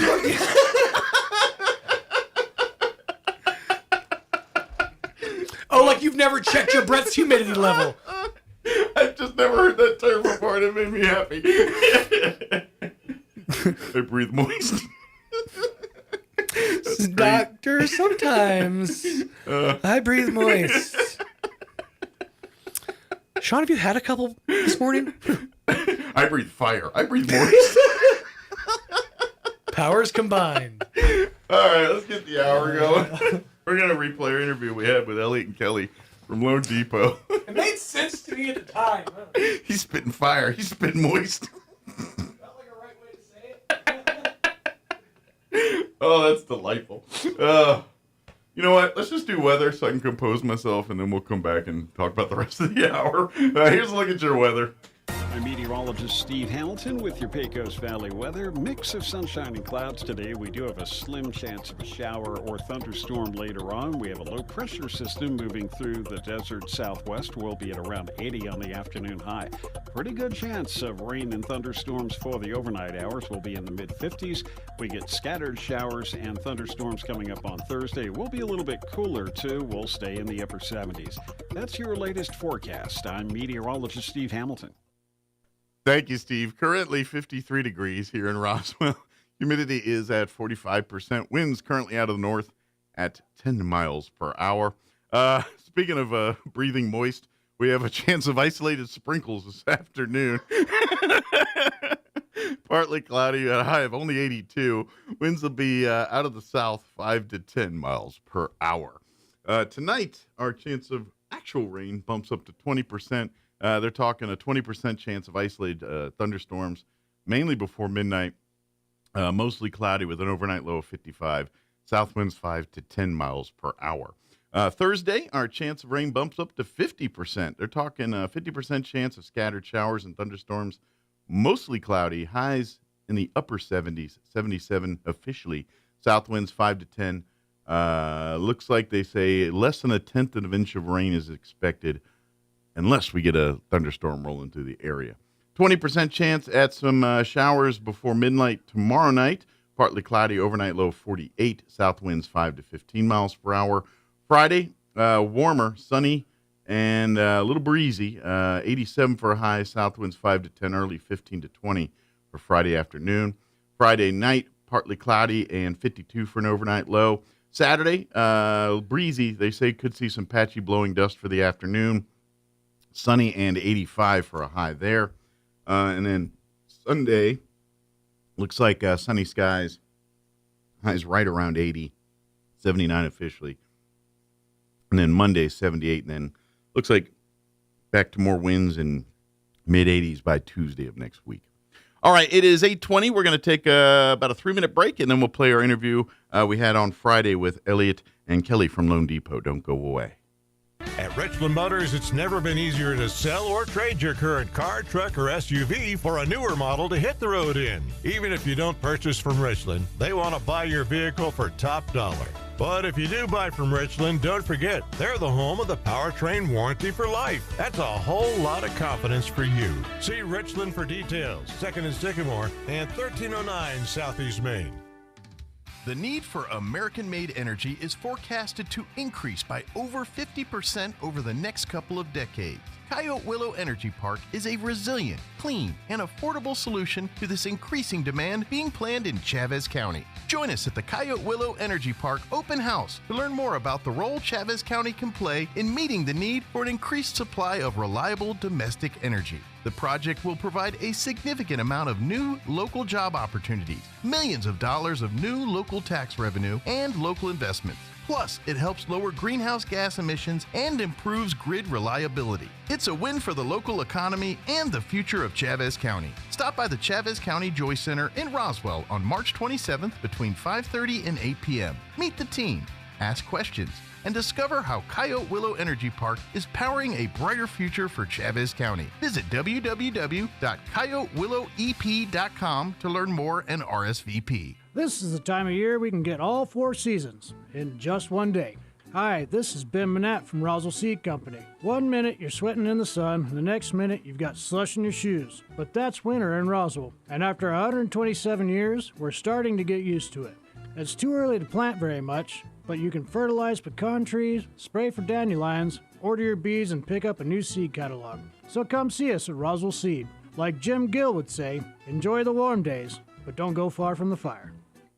The ultimate Wi-Fi experience is now available to you thanks to Smart Home Wi-Fi with Plateau. Get fiber-to-home technology 100 times faster than average household internet speed. Plateau has multiple plans and options to fit your family. With Fast, get true 100 megs per second download and upload speed. With Faster, get true 500 megs of download and upload speeds. And with Fastest, you get 1 gig. Learn more at plateautel.com. Get the speed you need with Plateau. Tried, true, trusted. Spring is here, and we're turning up the heat during the Sizzling Spring Sales event at Roswell Honda. Now through Saturday, save thousands on a sizzling selection of vehicles. Take $5,000 off a new 2025 Honda Ridgeline or $6,000 in total savings on 2025 Honda Odyssey. Or how about a 2023 Ford F-150 XLT, just $528 a month. Then join Roswell Honda this Saturday for free lunch and your chance to win a 5-burner all-black gas griddle. Drawing at 1, must be present to win. Get the deal you deserve during the Sizzling Spring Sales event at Roswell Honda. 2177 West 2nd. Here's a Mornings with Mike Winters fun fact. More than 50% of Americans fall asleep on their sides. That's way better than falling asleep on someone else's side. Here's Mike Winters. Everybody wants cheap airfare, but where do you find it? You call low-cost airlines. Their prices are direct from the airlines, and they're good so morning. low. It is 25 minutes after 9 o'clock, and joining us in the studio this morning, of course, from Loan Depot, Elliot Rodriguez back with us. Also brought his loan officer as well, Kelly Allen. Good morning, Kelly. Good morning. How are you today? I'm great. How are you? Good. Are you here to keep him wrangled, or how does that work? Of course. I know. Yeah. I mean, Elliot's the boss, but, sometimes the boss just goes, Yeah, he needs me to keep him in line. Off script. Yeah. Really. But good morning. How are you doing, Elliot? I'm doing good. You sound better than last month. You like you said, you had a collection of frogs going on. Yeah, I know. Good morning, Roswell. Well, yeah, we're doing way better because now you can actually listen to me. Okay. That's right. Crystal clear and sounding, and so much to the delight of your office workers, I'm sure. I told Kelly, like, hey, you coming to the radio with me? Like, I need to introduce my new addition to the team. Yes. Like, yes. Yeah. So tell us about Kelly, your new loan officer. Well, Kelly used to work for J.P. Stone. Okay. All right. 20 years? Mm-hmm. Okay. 20 years. So you've been doing this a minute. Yes. So I was like, I need another Elliot. maybe she'll do the difference, and when it comes to as far as all the financial stuff, because that takes a while to teach. Sure. So it's and it's kind of and you like some of your other folks in your office. Yeah, you got the young upstarts, folks that are getting into the industry. And you're kind of, taking them under your wing and kind of, this is the right way to do this industry and things like that. But like you said, you can't be mentor and run the full business and do it all by yourself without some other experienced employees doing it. And that's where Kelly can kind of, you can kind of turn her loose and let her go do her thing if you've got to kind of be a little more intimate with some of your newer to the industry. Correct. Folks. And we're staying pretty busy, so sure, it's good. But yeah, you go ahead, Kelly. So I got to ask, what made you say, it's time for, I'm sure it's not Elliot's charm that brought you over. Well. Give me a small, tiny credit, okay? I know the guy. He's not that charming. I'm just kidding. See what I tell you about? I say my sexy voice before, and he said he didn't do nothing for me. I kid, of course. But seriously, what is it made you say, it's time for me? Especially, like I said, you've been doing this 20 years, and when you're at one place for a long time, that there's got to be something that says, it's time for me to kind of change pace here. And J.P. Stone really set the foundation for me. Like I said, I spent 20 years there, but just in my walk of life and with my family and my kids growing, I thought it was time for a change. Sure. And this is a new environment to me. Both the types of loans we do. Sure. Yeah. Well, and I mean, not trying to compare businesses to this or that and better than the other and all that thing, but also No, but we are better. We are better. but I wasn't going to take. It's probably in a different environment in which, Loan Depot. Yes, it's a major, nationally known, internationally known organization or company. Mm-hmm. But at the same time, its business model is mom and pop. You guys, you know what I mean? Right. Whereas I don't think that's quite the model at JP Stone. So you know what I mean? There's a little, and sometimes that different environment is as an employee, I can imagine, because there's probably, there's always protocols and rules and everything else. But when it's more Mayberry-esque, I'm saying that in a good way, like where you could literally walk in, hey, bud, that's up. They're my loan officer. You're my agent. Talk and have that kind of relationship. It does make what can be very confusing in the world of what you guys do a lot easier. And that's kind of, you know what I mean? Does that make sense? It does make sense, yeah. Nothing against it, but it's like walking in a corporate bank kind of thing whereas this is a little different. I mean, yes, very professional, all of those, everything you're wanting professionally, but at the same time, it doesn't feel stodgy. It doesn't feel like you gotta, like when you go to church and you just sit up, you know what I mean? It doesn't have that feel to it. No. Does that make sense? It does. What I'm saying? Banking is a very different industry for sure. And yeah, I mean, of course, I learned a lot there, but now I'm excited to learn more here. Sure. So you get a chance to kind of get more personal. Yeah. I'm going to say, get to where Absolutely. you're a more personal level with customers and clients and things like that. When I talk to her, I mean, I come from the same environment, so and because you were in the same world prior to coming in onto your own, so to speak. So I kind of know, how it is. I mean, in banking, it's really crazy. I mean, you do a lot of jobs. You have a lot of hats. A lot of hats. And like you said, both of you guys have, and you've got in the 20 plus ballpark too in years of experience on this stuff. So both of you have seen all the change, the good, the bad, and the ugly, and the real. You mean the goofiness, the busts, and these adjustable rate loans, all the craziness, the bankruptcies, the Fannie Mae's. You guys were in the industry through all of that, yes. And so you really, literally, either directly or indirectly, have seen the good, the bad, the ugly of this stuff. And at the time, you're just crazy. But now, as you've gone through it, now this is where your experience can work for other people. So, like, you guys can tell when something's legit versus something that's, all right, this is got shady written all over. I know. I remember, sometimes some clients tend to be like very nasty to the people at the bank. Sure. I remember I felt like I was the security guard. And like, I'm only 5'5". Sure. I mean, so. But there was some real sales pitches going on that were very too good to be true. And anybody that had experience in the world saw this coming. But people that were looking for opportunities that weren't getting houses, I get it. But the grass ain't greener if you're you can afford it now, but if you don't have a plan for a year from now, it's not going to be that beneficial here. And so this is what I'm talking about is now you guys can sit, and so since between you two, you've seen, there ain't much that's gone by that you haven't seen at this point. So you kind of, we were saying the same very thing this we morning. but you can put that to work now through Loan Depot. And this is kind of, Ellie and I have talked about every time you come in, Loan Depot, because the way this company was founded, it's basically a bunch of people like yourselves that were in the industry, maybe probably a little higher in the pecking order, more on the doling out money side of things, but you know what I mean. People have been doing it, and they were kind of like, why are we doing it this way every time? Why is it, why do we, there's a better way to do this. And so it literally was built, by people that are looking for a better way to a new wheel, so to speak. Yep. And so Loan Depot's kind of adopted that model, and it's been embraced, and really a company that was just a startup that no one heard of several years ago is now in the top tiers of loan industries and in the world right now. So the CEO before, which became a chairman, now he's back to take the reins again. As an executive officer, I think he's like, this is my baby. I cannot be out. I was about to say it's probably a board of control freaks up there. I can imagine.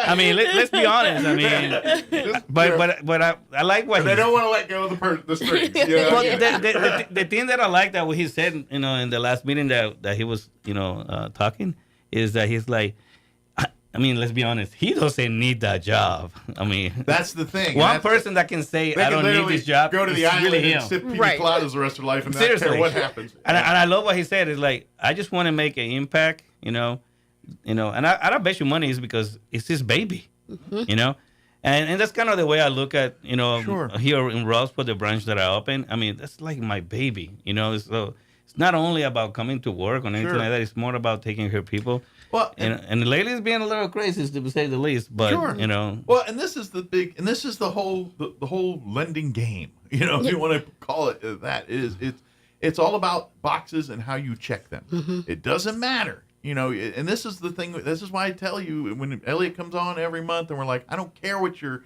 job is. It's not about how much you bring in. It's how you spend what you bring in. And if you do that correctly, and this is where Elliot and I'm sure Kelly are going to do is they take the time to say, all right. Whereas you walk into the more corporate place, they'll be like, look, the numbers don't jive. Good luck to you. That's exactly right. Yeah. Whereas come in and they're like, all right now these numbers aren't driving, no matter how much, and I'm trying, but here, let me build you a platform here, create a foundation. All right, let's do this, and move this, and consolidate this, or whatever. Each case is gonna be different. A lot of times is you have to uncover all the stones to figure out what you can do to help somebody. Sometimes it's a dumb $30 Amazon thing that you didn't. That's basically the monkey in the wrench here, and so. And then you're like, okay, we figured it out. Now let's do this. And guess, come back in 6 months, and your credit score is going to be 100 points higher. And guess what? We're going to, and I'm telling you, once the number goes up, the more opportunities open. The more it's very weird. And so that's the game. That's the big game. It's not that you're a millionaire. It's just you got to show proof that you're not being too frivolous with your money. I got you. It's all about what you're spending it on. And here's the thing: the things like when I was young, they were telling me aren't necessarily applying today. They used to say things like you got to establish credit, and that's true. Things like you have, but then they would say like get a credit card and then not use it or pay a little bit on it, and I was like, yeah, but nowadays if you just have credit cards with no debt on it, that's not necessarily a good thing either. The rules have changed now and all this stuff. So even us, salt and peppered seasoned people, some of the information you may trust is tried and true. And a lot of changed. And a lot of things are changing right now. So I mean, folks, if you're thinking about buying a house, don't hesitate. Yeah. Get with us. It's back to what you say every time. It's not if you're waiting for the environment the right time, you're going to be waiting forever. That's right. You got to wait till when you need a house. Yeah, it's a mistake. I hear a lot of people hear this a lot. Oh, let me wait until the market gets better because everybody keeps talking about the Fed's going to adjust the interest rates and this and that. The fact of the matter is, they did, and they didn't make any changes, to the market in the schemes of things as far as the interest rate. Sure, it's going to take time for the system to kind of heal itself. Absolutely, and adjust. And it's and like if they cut. do, you cut it. You don't wake up next morning. I know. More. It's going to look a little better, but it's you know what I'm saying. And after a month or whatever, depending on your well, the cool part about it now, guys, especially in our area, we service the whole entire state of New Mexico, of course. She already told me she likes Texas too. So all right. So y'all come down there. The fact of the matter is now I have a team of 5. Good. So it's not a team of 1 any longer. So the people have been yelling at you because Elliot has got spread himself too thin. You're like, I heard you. I don't know. I'm even picking it up a little bit. to be honest, I don't even know how I did it these past 2 years. For the past year and a half, it's been a little better, but it's still kind of climbing more. That it's like, whoa, she's going to make a difference. And this is the difference, and you know this. It's people that have the passion and care for what they do and are doing it. You're always going to be busy. There's never in your head. You're going to be like, oh, I'm going to have 27 employees, and I could just sit here and mark tell orders. Me that. Never. That will never happen. You can have 30 employees, but there's going to be you still with the same workload because that's the difference between loving your job and just getting a paycheck, and that's really. And this is in a world where in the finance industry there's so many people taking a paycheck thinking they're going to do this to the next bigger, better thing. They're going to be the guy with the cigars and the expensive cognacs in the rooms, maybe, with a lot of mahogany and whatever that image is. Rumphing around. I know, I got you. Tell us a little about you, Kelly. We want to know you, a little more about you. And why us? Why Lone Depot? Well, I've grown up in Roswell, so I've been here my whole life. Sure. My parents and my sister and I, we lived on a small little farm and just had a close family. So grew up ranching, farming and ranching life as a child. Yes. Cool. I started out, my first job was at a real estate company as a receptionist. Okay. I actually had my realtor's license at 18. So you started on the other side of the fence here yes. and then came over from the house picking to the lending side. Yes, and I love the lending side. This is where I want to be. To the dark side. I know. No, in banking, the lending side is the dark side. I don't know why they call it that, but that's okay. Because we bring the light to everybody. Wait, you're the guy with the axe. I mean, you're the guy. I mean, at the end of the day, you're with the execution. You're the one in the hood walking in with or another reference. You're the Caesar with the thumb up or the thumb down there on the.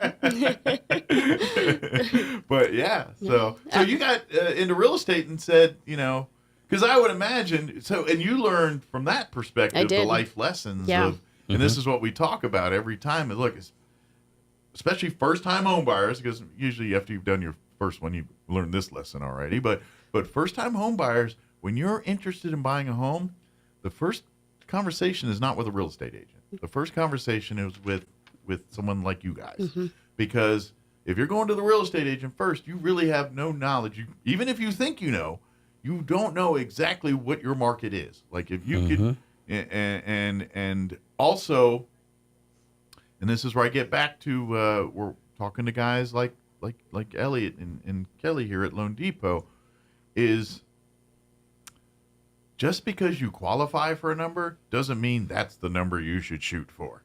When they give you a number, they're taking your thing and they're saying, look, if you have no other bills or no other expenses other than what you got now, and you want to buy a house right now, this is what you can afford. But if you want to get new stuff for this house or, evolve a little bit, guess what? Your income's going to be. So that's where you talk to them and say, look, really, yes, you qualify for $300,000 here. But ideally, to keep the lifestyle you want and keeping the way, you should be looking for a $200,000 house or something like that. And so most places aren't going to tell you that because they ain't making money by saving you money. And so that's where you guys sit down and say no. And this is the point that Elliot makes every time. I'm not trying to sell you a house today. I'm trying to, be your partner for life. So when your life changes and you're ready to go bigger or go smaller, depending on what part of life you're in, I want me to be the first call you make when those moments in life happen. And that's and the only way you do that is being square dealing with people, being honest, especially people that aren't knowledgeable in the end. And that's why this is intimidating, because as we say, it's the most amount of money, I don't care anybody's how many times you do spend, it. People sweat bullets when they're closing paperwork on houses. Just because you're like, that's a lot of zeros. You know what I mean? And so it's intimidating. And when you have someone saying, when they're really literally holding your hand through the process here, that it takes the scary and intimidating to like, oh man, this is what I was worried about. Okay. And now you're in the game. And now the world's your oyster. And this is why we get talking about it. If you need a house, doesn't matter what interest rates are. Right. The only time you're playing that game is if you're already in the game. And you got a house and you're in good shape and you're like, I don't need to move. But if something comes out there a little better, I might hold out a little bit. That's when you can say, I'm going to wait a year and see if interest rates drop, when you're already in the game. Yeah. But if you're needing a house, you need a house. How long you did the real estate? I did it about 3 or 4 years. So yeah, I didn't have that passion that I do for the mortgage industry. And I think it's because I want to help the people that I, shop with, that's my neighbors, just everyday people that are intimidated by this. Yeah. And everybody's in a different season of life. And I like to be able to help them and see them be successful. And when it comes to all the home stuff, 9 times out of 10, the people that things are sweating about, it's all the financial. Right. Gotcha. Even if it's like passing inspections and all that, it's because no one's going to give you the money on a house that isn't going to not fall down. I was reading Kelly's resume, and I tell my boss, dude, that's almost even look better than mine. Okay? Got a little resume jealousy over here. I was looking. I was like, you remember? You should put yours on the wall. Right? Frame it. So I was talking to him, as to him, it's like, dude, I should have gone to West Point. At least I would have had West Point in my. I should have finished it, But then I was after I've talked to her and I was listening to her and I told her what I'm trying to do is the part that kind of completely click. Yeah. So it was from one day to another that we kind of connected, Sure. So I know her, but we didn't know each other. Sure. So. But you knew the quality of her work and the reputation, and that's in the industry. That's everything. And that's another thing about what I do. It's all reputation. What we do, we don't want to be like I'm not known for. That's the place that you don't deliver. We deliver. And that's a big deal, and that's not just a Loan Depot thing. That's just me personally. Well, the way I feel about what we do for everybody. And at the end of the day, that's where that's when it comes to where you go to get the money you need to get whatever you're doing the thing. Mm-hmm. That's why this side of it is the more important thing. Because at the end of the day, interest rates are interest rates. Numbers are numbers. Right. If you've got the numbers, anyone will give you whatever you want. Mm-hmm. It's when the numbers aren't perfect, which is 99.99% of us. Gotcha. None of us ain't rolling in with 800 credit scores, ready to, you see those commercials where they take the plant and all that. Like, they got their 800 credit score. That desk is nice. Load her up. I mean, it's not that, but I mean, most of us aren't that. And that's where you guys really come in, and that's what it's about. It's talking. It's bringing the human side of the numbers to the there you go. Because we want to be different than everybody else. I mean, everybody look at people like numbers, So when I even tell her, when we met and we had I don't think she was expecting me to ask her so many questions. We were just having lunch. And she did, I don't think she expected that I was going to ask her that many questions, But the one thing I tell her is check us out. Mm-hmm. Check the company, Sure. And obviously the company not only, but what I do here in town, what we've been trying to accomplish. Well, and I'm going to take a stab that someone with your resume, you could probably walk in any lending institution door and they're going to throw you a job offer. I'm going to take a stab. I think so. So why ask? Even though Loan Depot is nationwide and you think of this big corporate company, it's not. It's just this family friendly. You can walk in, you feel comfortable with whoever you're talking to, whether it's here in Roswell or across the country. Sure. It just feels like home. It kind of, this is something, Elliot's kind of been doing this a while here, but for you, explain working under the umbrella of Loan Depot. You know what I mean? Because their rules are different than probably what you've been dealing with in previous companies and things. I mean, and keep this in mind. She's just beginning, so So she's just learning. But just like Loan Depot's way. First, initial instincts or initial impressive. Thought. It's impressive. Yeah. I'm just the company is so impressive. Yeah. I mean, Elliot has been so welcoming since we started talking. Mm-hmm. But I got a call my first day from the regional director in Albuquerque, and that meant a lot to me because he personally called to welcome me. No matter, he took the time out of his day. Whereas at his level, you're you're like an granted you're not because of your experience, but you're literally just a brand new employee to the fold. Like walking in also. It's my first day at the counter here. Kind of you're that level in essence. And this one's a few higher up on the chain here, and they're checking down at that. That's not their level of work. Exactly. Is what I'm trying to point out here. And I know we putting her on a spot, but it's just I want to kind of get a little more of a feedback about all that stuff. Yeah. So I mean, tell me a little more about that because he's interviewing again. While he is. I know. I'm basically, what are we doing your interview on the show is really more him interviewing. We want to know more. I want to know more. No. Any other questions like me? No, but let me tell you something because the fact, see, there is something that is very important to me, and what I'm being trying to accomplish is I don't want to be the status quo to everybody else. I want our team to be totally different than everybody else, and the company has the platform for it. Sure. And that's why I'm putting the. I was talking about that. All my staff, they have different skills and different Well, that's just things it. that is putting something together very good. Where So to hear a little more back from you, that is So just, basically, he's taking notes, and because this is what a good, because obviously with both of y'all, on a level of experience are right there neck and neck, and the paths he went down are different than the paths you went down. So I'm imagining between that, your collaborative brains, it's like the super brain of, all right, let's do this, let's do that. I just don't work this way, or what, I've had experience work this way if we do it this way, and you're like, oh, okay, let's try that. You know what I mean? Like there's probably things that you had failed, succeed your way, and vice versa. And you're like, okay, well, but if we did it this way instead of this way, and then I guess that's what I mean is kind of you guys.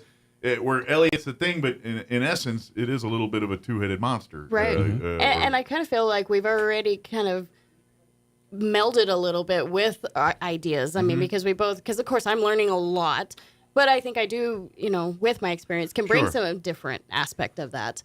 And I think we've already connected on that a little bit. Okay. So, yeah. The learning is, we're here to fix the smoke detector. You think chirping at your house is bad. Wait till you get to a radio station and it's chirping. Susie's like, he's going for batteries. I know. No, I was really asking her not too long ago, how come us? How come Lone Depot? And why she give me the chance? Sure. To be her boss. But you could have gone in other places. Why did you hang out with me? And it does feel like home. Like just researching the company before I even accepted the offer, it just all felt like home. Sure. And you made me feel so welcome. And then that's a big deal. It is. And this is a little interesting. I'm the only female in the office, so you gotta bring some class to that room. She was just talking just a little while ago about a mirror in the wall. Yeah, I was like, there's no mirrors in this office. I'm thinking, is there any decor, or was it just like boxes? It's okay. like there's like a TV and a beanbag chair. They have done a great job with the decorations, but now the colors will match. Now we have a female touch. I started thinking, it's like, if I hire another guy and then he has a beard, shoot, I'm gonna have to grow a beard here. There's too much testosterone in here. Everybody got beards, and I'm the only one with the goatee. It's like, and I told my wife, I asked her. Well, Ellie, do you have a ladies' room now at least? Yeah, we do have a ladies' room. Okay, we do. No, but I was asking my wife, and she goes, no, the goatee. I'll let you shave it one time, but it needs to grow back up. But like no beard. It's like, but everybody got beard in my office. So okay, finally, let me bring the women in here. But we're glad to have her. Yeah. We're glad to have her. So. And they've all been very welcoming, and they just accept me as like one of the guys. So good, it's great. Hey, they'll start behaving themselves. They walk in like, no, not at all. She told me she can play poker. Yeah. Uh-oh. Watch this guy. Okay, she can play poker, and she don't mind hot. Take all his money. So like hot wins, Yeah. So. Do any of your other guys play poker? Some of the other all the guys are into poker. All of it. They like all the stuff. It's like, man, they probably like it more than I do. So go in there, clean house. Oh, I would. I know they might be nice, like be a little nice because right? They won't invite me next time. I can see this like we trying to be a nice decor about it. It's like, okay, I'm gonna take her money. Oh, shoot. maybe I don't. No, learn his tells. No, but the team is growing, and we're about to take it to the next level. But it sounds like it's really coercing into like a big, and that's the key, because there's going to be days, and as your other guys get more experience under your wing, so to speak, and you can kind of be more hands off on them as they progress. That's the idea, anyway. Right? I'm almost gonna start doing like the Eagles to push them out of the dead nest and fly. But that's gonna leave it to where basically, where quite frankly, like you have a customer base, and you always go to their needs. That's why you guys are working at 6 at night or whenever, because when they are free. But you all do have lives. you have families. You'd like to do things that are not related to this. I'm not sure about Elliot. But I don't feel I'm like I have a life. Dare I say, is you might be able to go to Ruidoso for the weekend, or you know what I mean? Just live a life. Well, that's the idea. Yeah. You know, I mean, there was this thing that I was watching one time and it said, the only way you could become rich is to multiply yourself. But that's crazy. Unless I go and freaking, clone myself, how am I going to do that? I saw that Multiplicity movie. Right? It was fun for a minute. Yeah, it doesn't work out that all the time. So the clone of the clone came in and we got from. And it doesn't work out the way it's supposed to. But the idea is you bring me a monkey. No, I know. Like it's Steve. Pizza. But the thing is this though: if you have the right people working with you and you have the right team put together, we can accomplish anything. Yep. Okay, and that's the goal, and that is the goal. Yeah. And what I love is your young guys; they're going to learn the industry the right way, and so I'm trying to. Yeah. And so they're going to be great. That's my goal. The part is, and so but this is what I love about that, because like you said, you're trying to, obviously you're trying to make your nugget now, and this is where Kelly comes in, because at the end of the day, you got a business to run, and this isn't a we're still a business in the end of the day. This ain't financial college. Business. and there's a lot of things that all of us need to learn. And the cool part about it is that I learned things from all of them too, just the same. But you're also, as opposed to where maybe you guys came up in the corporate world learning some of these things, and so some of the habits and some of the things that it took time for you to say, oh, that's a bad thing and not the way you should do things. Right. And so these folks aren't getting that they're getting the right way. And then, when life hands them opportunities, and they will, they may realize that, that grass isn't as green, and I mean, and say maybe, and who knows, when Elliot and you guys said, we're going to retire, these might be the ones running that Loan Depot office here now. You know what I mean? I know, like who's going to take over? Yeah, because at some point you guys are going to go drink pina coladas on the Eventually. At least that's the end game. I just to say, like, I'll work in the background, and I won't be so active. Like, you're right. Well, that's just it. If you're in the building, you're going to be all up in it. Yeah. That's just, I know it's you, so like true. I know me, and I know people that when you're into something, that's how they act. Let's put it like this. It was 8 o'clock last night. Yeah. I wasn't at my house. Yeah. But the point is, I'm trying to get to the point that I don't have to do that, Well, and your wife's going to put more bricks in that purse. You're lying. That purse will get heavier when she knocks upside your head with it. No, but at least now we have a team. Yes. And now we got the true base, to... You kind of got a system. You're kind of a well-oiled machine. You're, the learning curves of opening your own office are kind of, we learned them. And now we're, you know what I mean? You're kind of getting into your groove, so to speak. Yeah, I'm trying to get there. Good deal. Yeah. So I just saw the time, so we better start telling people how to get a hold of you if you're ready. And this is the thing. If you're thinking about buying a house and maybe it's time to make it, and I don't care... Or if you're paying the rent and you're paying, it's like, man, I'm paying $1,000 a month in rent. Guess what? You can pay $1,000 less than that in a mortgage, and all that and comes it'll be yours. back. And so if you can afford a rent check that's $1,000 a month, you can get in a house. We can get you in a house. So please reach out to Elliot and his team here at Loan Depot. You can call direct at the office number, which is 505-445-2070. You can call Elliot on his cell direct, which has usually been the easier way, but now they've got a staff. You call the office number, but you can reach out to him directly, 719-237-4680. You can also check out his website, which is www.loandepot.com, and then add a / Elliot Rodriguez, all one word. Elliot spells his Elliot with one L and a Z at the end of his Rodriguez. So, and then of course email, same deal. It's Elliot Rodriguez, all one word with the one L, the Z, at loandepot.com to shoot an email here. That's correct. Kelly? I would say, do you have a direct link as well that they can get a hold of you, Lori? Yeah. So my cell phone number is 575-626-1461. Okay. And then the website is loandepot.com / Kelly Allen. Okay. And it's Kelly with an I, And an Allen with 2 L's. Allen with 2 L's and an E. There you go. And an E. Yeah. Yes. Yeah, like I know, I was killing Is that her how name. Tim Allen spells his? Oh, Yes. I think Tim Allen spells his that 2 way. L's and I an was E. killing. He I was was messing killing. my I name was all killing up. her name for a whole week. Yeah. Well, there's Allen the first name, Alan. Yeah. And then Allen usually last name is All. Yeah, she got two. That's She got usually- first names. No, but our staff is there. We got a good team, Yeah. you know, and the Or, guys or are. better yet, just come down to the office. Yeah, here. come The and new visit office us. on 204 West 2nd is Yes. the address, no, Suite 5. Yes. There. And go on down and pop in for a visit. Then you can meet the rest of the team or Mhm. just so happen to catch one of these two at their desk doing their thing. They're younger and better looking than me, guys. So come and see them. So, no, you know what, folks? Don't be afraid.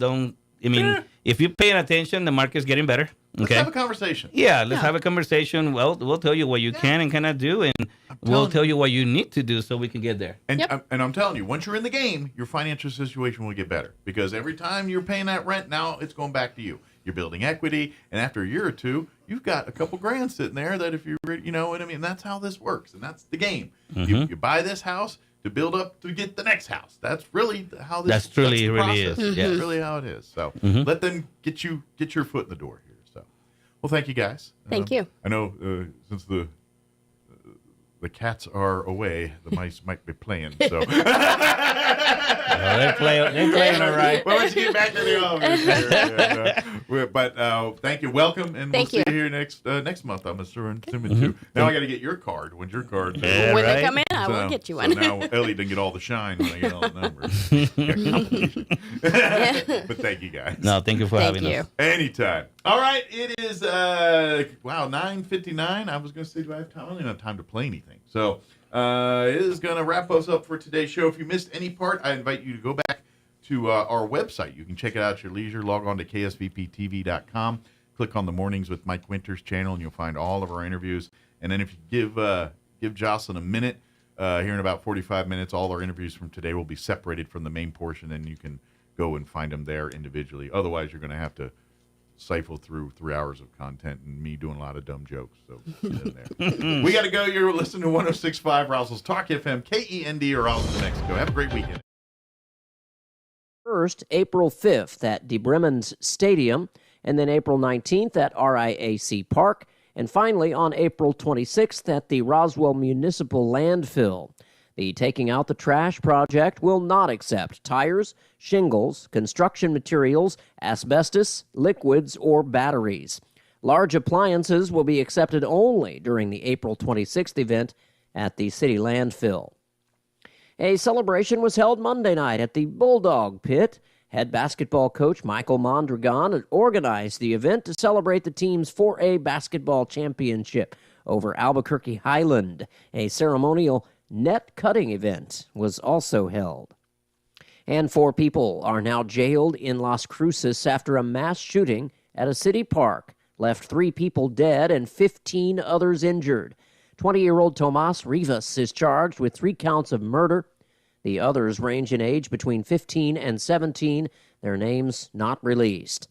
You're up to date. I'm Jared Sorello. Some wounds need expert care to heal properly. At Artesia General Hospital's Wound Care and Hyperbaric Medicine Center, we use advanced treatments like hyperbaric oxygen therapy to help chronic wounds heal faster. If you or a loved one has a wound that won't heal, call 575-736-8235 today and take the first step toward recovery. Washington. The Atlantic has released the entire Signal chat among Trump's senior national security officials. The published Signal chat shows that Defense Secretary Pete Hegseth provided the exact times of warplane launches, strike packages, and targets hours before the attack. The disclosure comes after the Trump administration insisted that war plans were not revealed in the messaging app. President Trump dismissed the episode as a harmless glitch and joined other senior officials in trying to discredit the journalist who was mistakenly included in the national security chat group. Greg Clugston, Washington. Palestinians have held a rare anti-Hamas demonstration in Gaza. The event in the heavily destroyed northern town of Beit Lahia is a rare show of public anger against the militant group, which has long repressed dissent and still rules the territory 17 months into the war with Israel. The videos, which appear to be authentic, showed hundreds of people taking part in the anti-war protest on Tuesday. That is Charles Ledesma reporting. Correspondent Jennifer King reports there's an update on the sentencing in the shooter in a Walmart mass shooting that took place in Texas. The gunman who killed 23 people in a 2019 attack in an El Paso Walmart has been offered a plea deal to avoid the death penalty. Patrick Crucius has already been sentenced to 90 consecutive life sentences at the federal level. El Paso County District Attorney James Montoya said he supports the death penalty, but his decision was driven by victims' families who wanted to put the case behind them. Under the new offer, the 26-year-old shooter would receive life in prison with no possibility of parole. The mass shooting was one of the deadliest in U.S. history. Crucius appears to have been consumed by hatred for Hispanics and debate over immigration before he drove more than 700 miles and opened fire at the Walmart with an AK-style rifle. I'm Jennifer King. More on these stories at townhall.com. Just hearing the word IRA. Everybody wants cheap airfare, but where do you find it? You call low-cost airlines. Their prices are direct from the airlines, and they're so low you can't find these fares published anywhere. They specialize in cheap flights, discount hotel rooms, cheap car rental rates, and great package deals anywhere around the world. Wherever you want to go, they can help you get there cheaply and with a best price guarantee. If you want the lowest prices on your airline tickets or other travel services, call now. That's right, call. That's the only way to get these rates. Experts are standing by 24/7 to get you the cheapest airfare and hotel rates available. So don't wait. Call right now for the lowest travel prices anywhere and for great last-minute travel deals too. Call 866-755-5300. That's 866-755-5300. Again, that's 866-755-5300. Call us right now.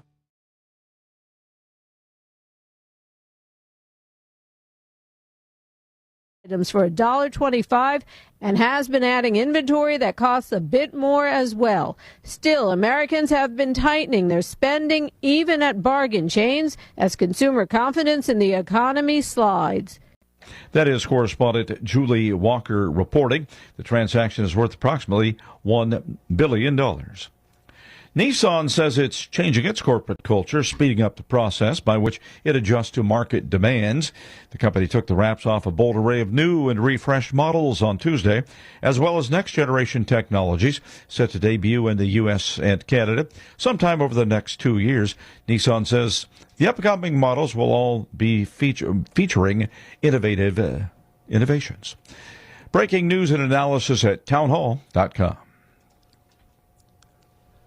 Thieves made off with 8 Corvettes from the Kentucky plant where they're made, but Keith Peters reports they didn't get far. The cars were stolen from the GM Bowling Green assembly plant, the home of the Corvette since the early 1980s. Police say the cars were valued at $1.2 million.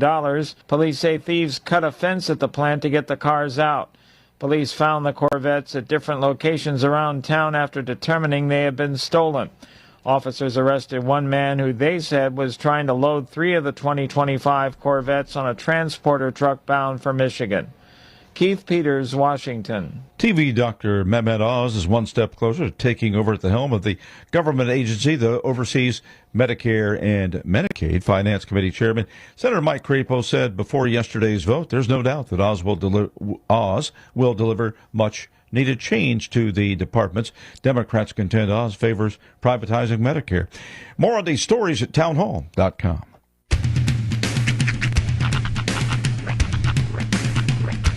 What in the wide, wide world of sports is going on here? I promise you, whatever scum did this, not one man in this force will rest for 1 minute until he's behind bars. Now let's grab a bite to eat. Yeah, come on. I feel the hot wind on my shoulder and the touch of a world that is older. I hit the switch and check the number. I leave it on and then I slumber. I hear the rhythm ringing through it. Flamenco guitar and cumbia music. I hear the talking from the DJ. The devil listen, what does he say? I'm on a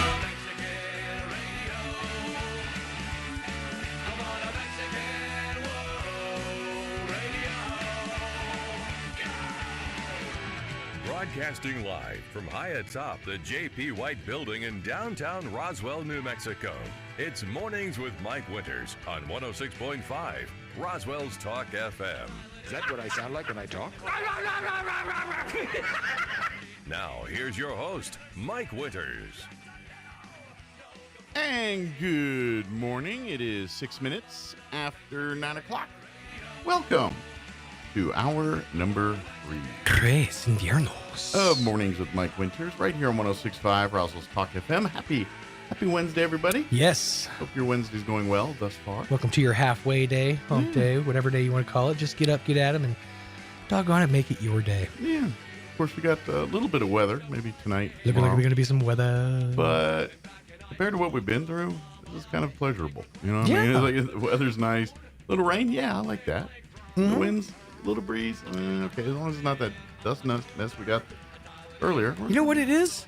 It's our first, if it happens, spring shower. Could be. Mm-hmm. Yeah. The shower of springtime, ushering in the blossoming of the flowers. Hey, by the way, I got to bring something up I've seen around town. Okay. And I've never noticed it before. Maybe it's a thing. And if it is, please let me know. Okay. So I noticed it when I was driving northbound on South Main, heading from the base towards Post Street or towards like Brasher. Okay. Along the median of the road, I started noticing these little flickers and flashes of these little purple flowers. And I don't think I've ever seen them here before, but they're just these little, and they almost like as you drive by, they kind of become invisible. I've not noticed. Now I'm gonna see if you see them, because Okay. I noticed also. You don't think it's just a weed, is it? Well, it probably is, but it made me wonder. It's like, is that something that's been native to our area for a while? Maybe I just never noticed it, or, and this was my alternate theory, it's not that the wind blew the dust into Roswell. What was that dust carrying? Maybe Do you it's some think new maybe we got like some like random Arizona purple flower that's just like never know. embedded itself into all of the sides of our roads? You never know. Or the flood? Did that bring something new to our area? Something maybe out of the ground that we haven't seen before? I'm sure Garden Club will look at it and say, no, that's been here for 100 years. Right. And it's never... It could be completely nothing. I literally drive around in the haze most of the time, just focusing on the road. Sure. I finally, for a second, had a chance to go, whoa, those are neat. So I don't know. It just seemed like something I haven't seen before. I'm also seeing, and this isn't that uncommon, but a bigger prevalence in the white cherry blossoms. Oh. I've seen a lot more of those. Yeah. Are those cherry blossoms? Or I don't know. something else? I think they're called something else. I'm not a. Actually, I ain't no horticulturist. I'm not either. But I do know this.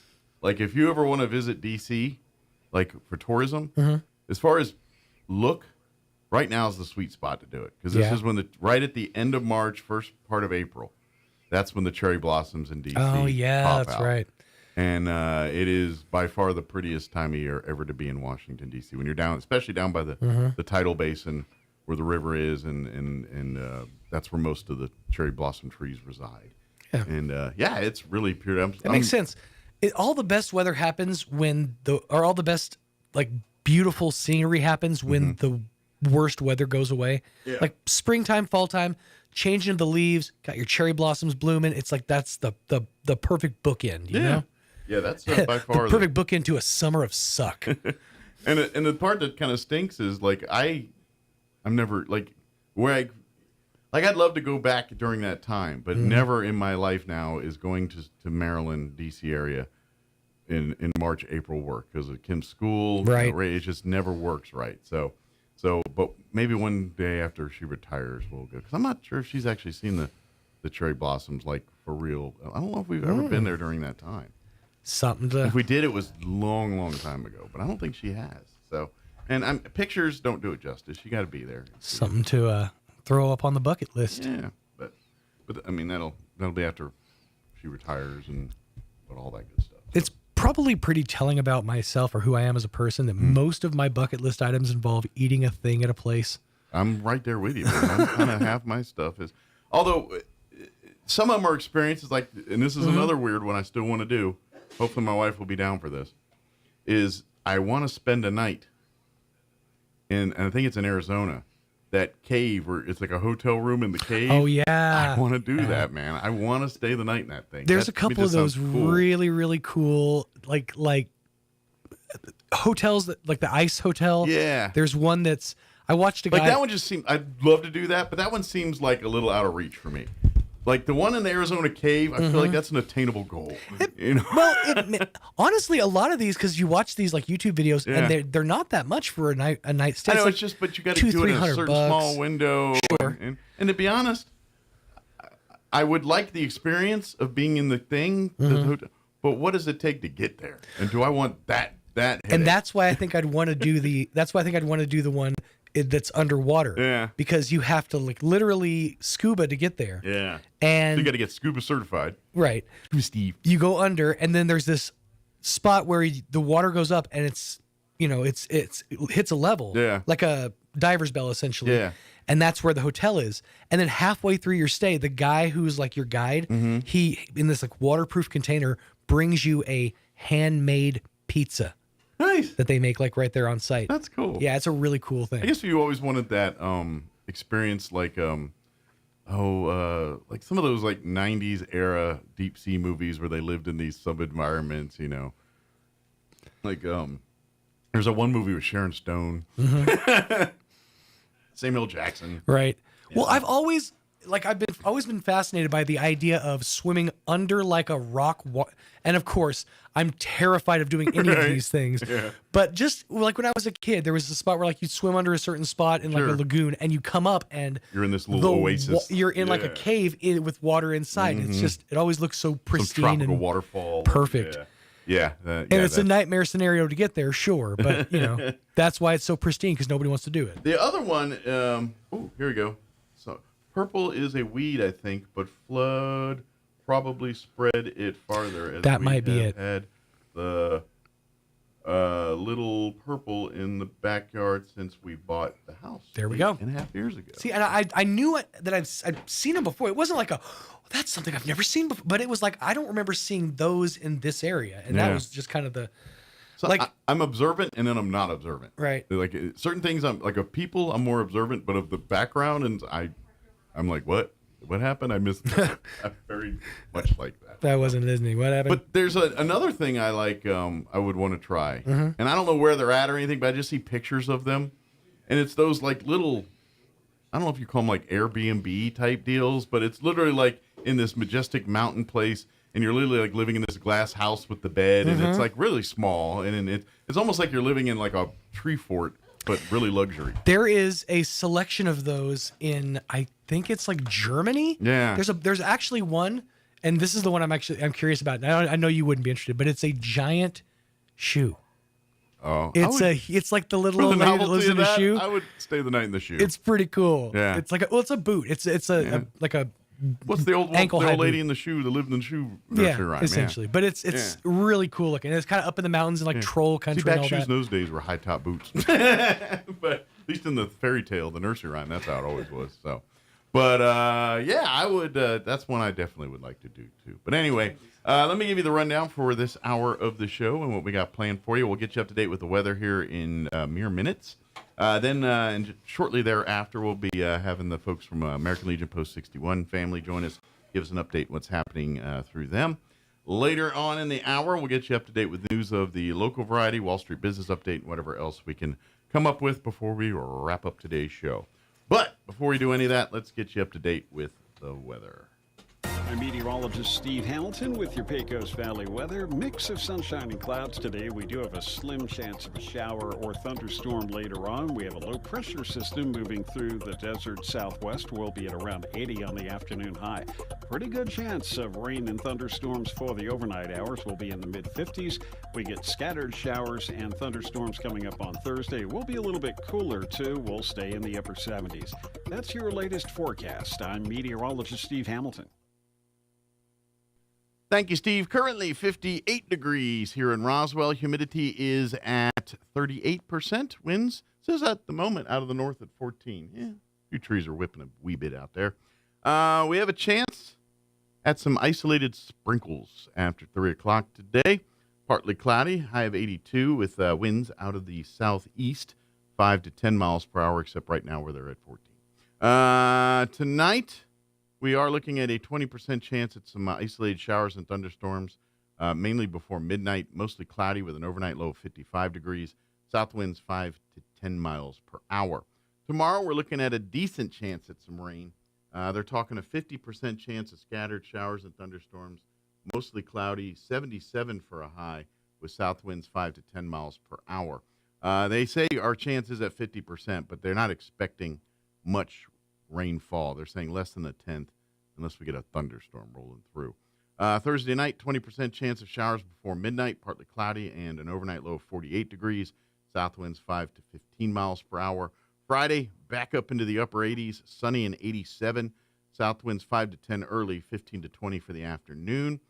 Saturday, they say we could see a little bit of patchy blowing dust for Saturday afternoon, sunny and breezy with a high of 85. Sunny and 79 on Sunday, and then looks like upper 70s for Monday, back in the mid-80s and windy on Tuesday.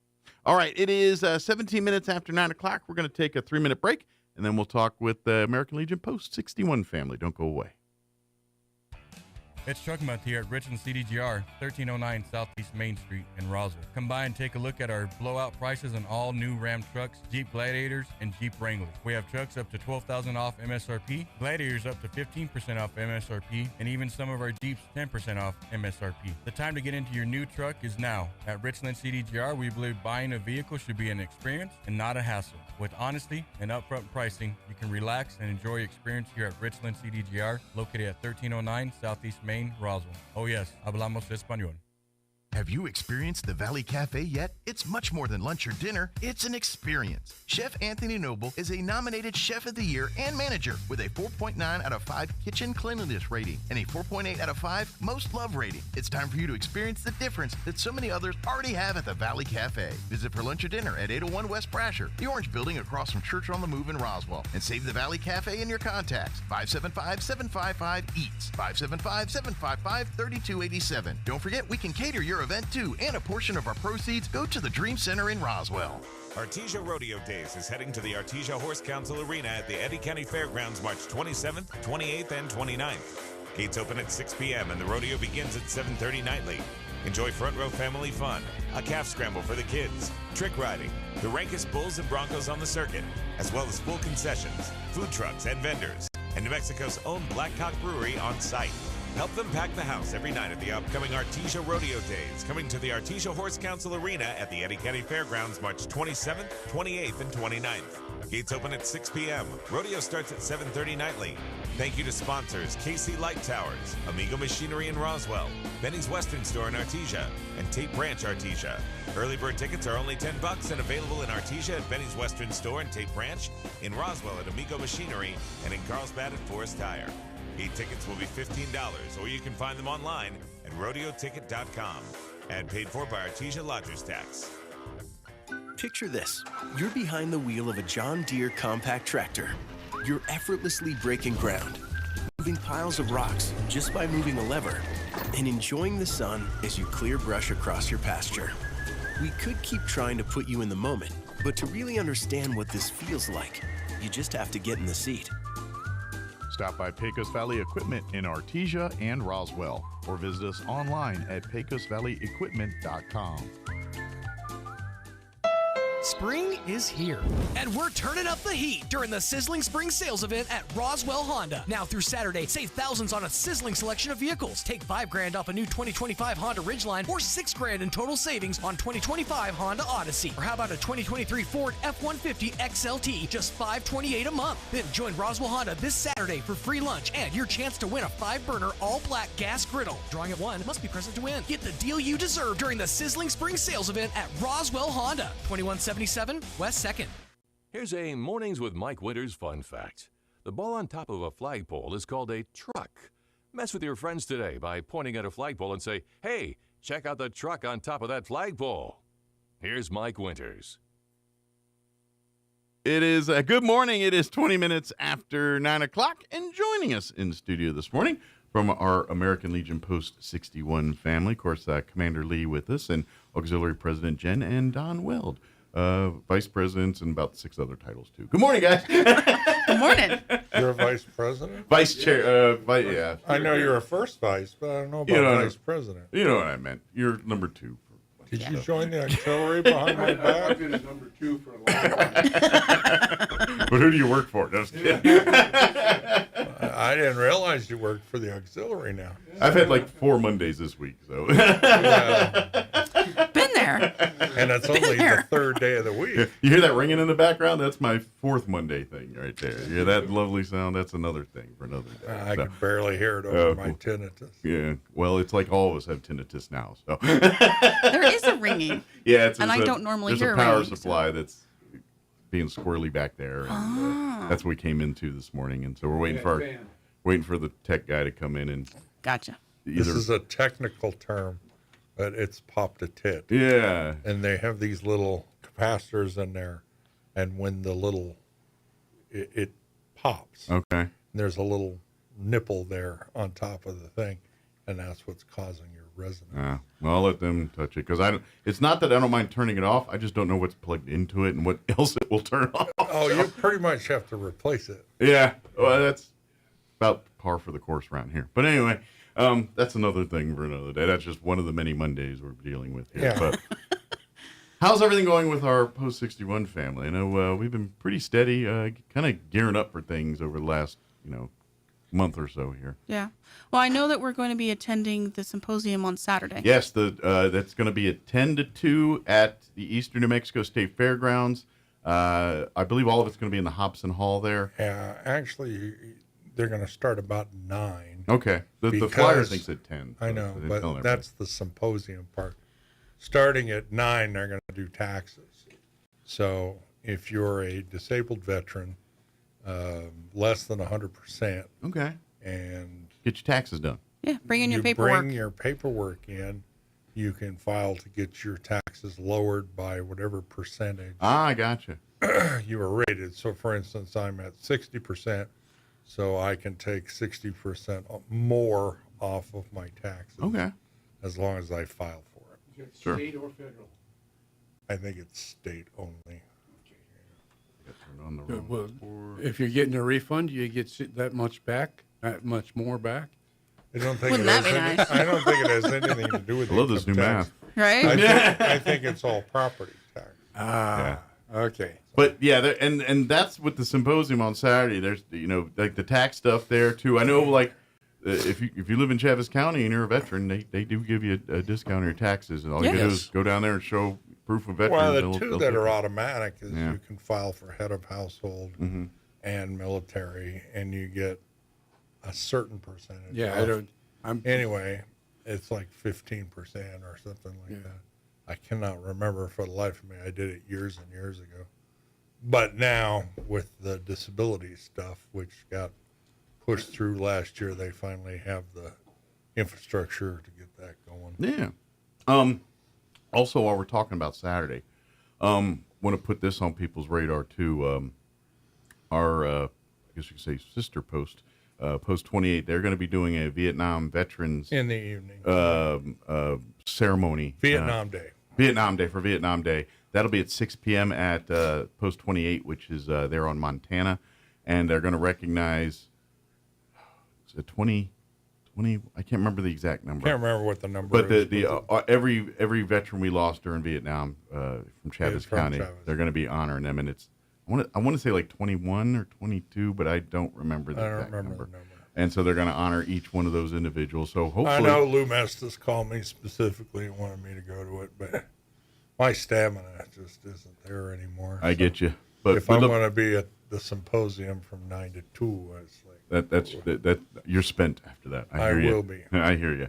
But if we'd love, and they really, I was talking with Louis the other day, and they said they would really love if there's family from some of these Vietnam vets that we're honoring still living in the area. They'd love to have you join them on Saturday here at 6 p.m. They're gonna, and they'll do the ceremony. I think they're gonna have refreshments and things like that. But Mhm. this is one of the as Vietnam Day we go through, they always make a point to want to honor those veterans every year. So but that'll be also on the 29th here is it's kind of a big veterans party all day Saturday. Well, and then the Legion just turned 106. Which there you go. Yeah. So 2 weeks ago. Yeah, that was a fun party. There was cake. we should go get a little party horn to go with our hats for the month of. There you go. There you go. I'm just trying to get people to pay their dues. I'll write you a check here if you tell me what I got to owe here before I leave. Sitting here right there. That's where I always sit. So. 85. Okay. Is that the missus too? No. All right. What's hers? I'll just write you one big fat check. 50. 135. All right. But yes, that'll be coming up on Saturday here. If you have any questions about that, this is the symposium's put on through the Health Council and the Together with Veterans organization, which is kind of within that. So any questions you have about the event on Saturday, you can call 211. And they will be happy to answer those questions. And by the way, if you have questions about anything health related that's not emergency, flood stuff, FEMA stuff, any of that stuff, 211, they can help you navigate that stuff. So. Yep. And I want to put out a call to anybody that's willing to cut grass.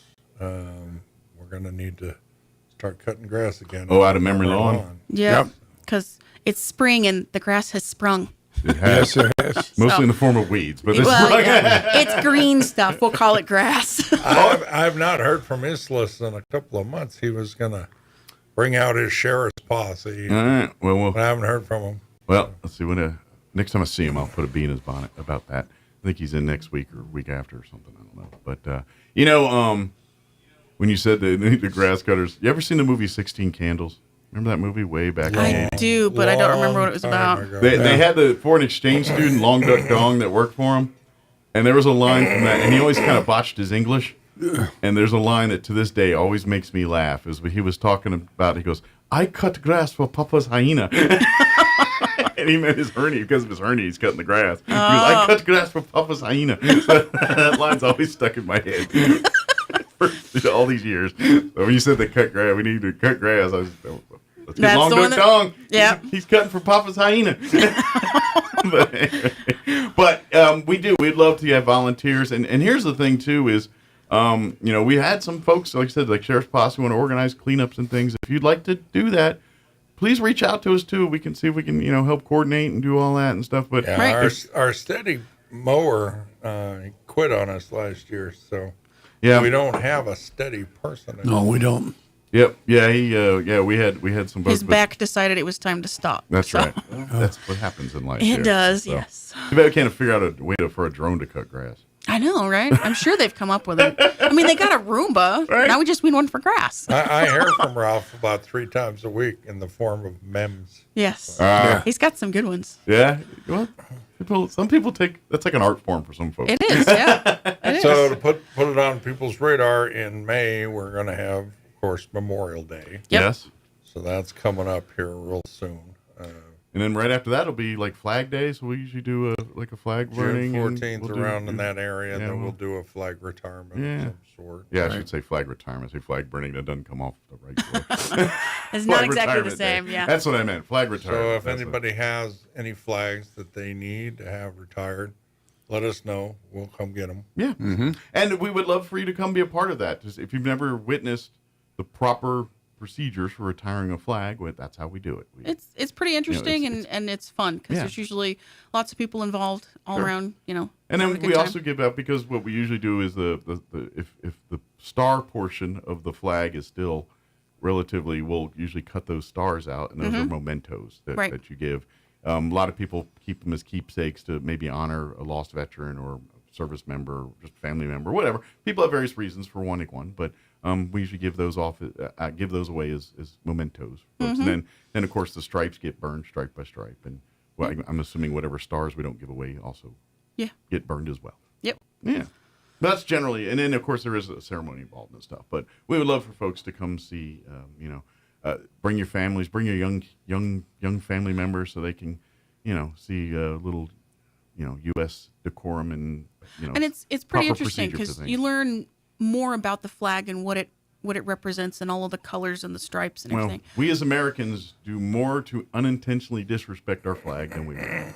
Yeah. There's a flag code that really tells you what you're supposed to do, and almost every single one of us violate it on a regular basis. Yeah, without knowing. Yeah. So next week we're going to have our regular meeting. Yep. And Thursday, 6 p.m. at the Chamber of Commerce. Yeah, and it's an open meeting, so anybody's welcome to come say hey. And if you want to learn more about Legion, or just want to, maybe, or who knows, maybe you're new to town and you're a Legionnaire from somewhere else and want to hook up for some Legionnaires around town, come see us next Thursday. Yeah. We'd love to have that. More the merrier. Indeed.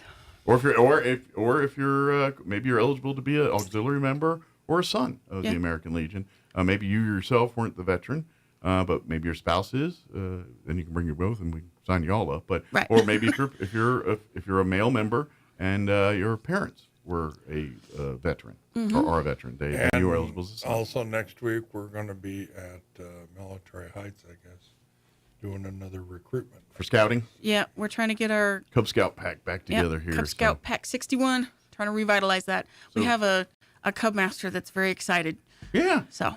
And and if you want to learn more about scouting, don't hesitate to reach out to scouting, the scouting headquarters or Tiki Store Council. They can give more information about that. I just got to get a couple of people to do their youth protection.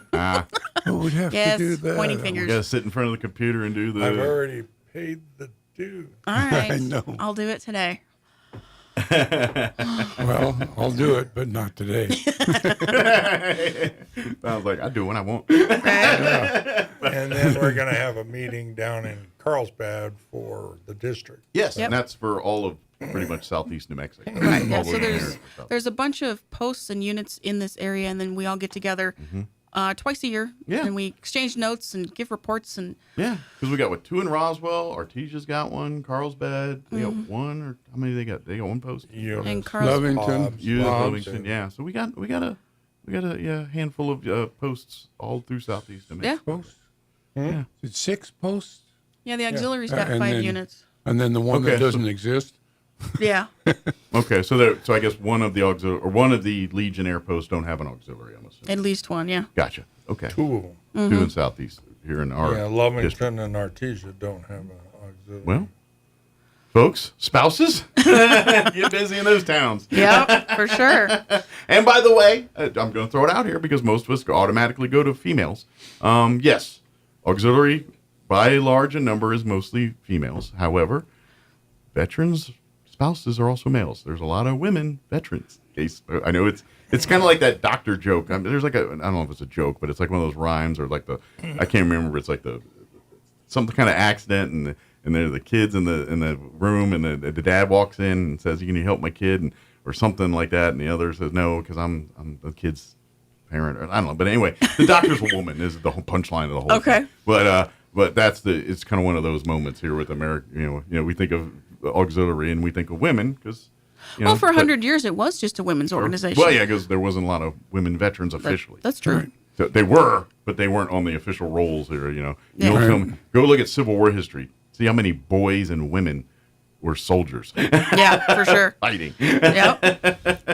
You got it. Yeah. And then, interestingly enough, April is the Military Child Month. Okay. So there's you have the POW ceremony for POWs and MIAs, but there's also a table that honors the kids of service members. Okay. Because they have their own set of challenges that they have to deal with. Absolutely. So it's and I'm sure there's people in our listening audience that are kids of military. They're military brats.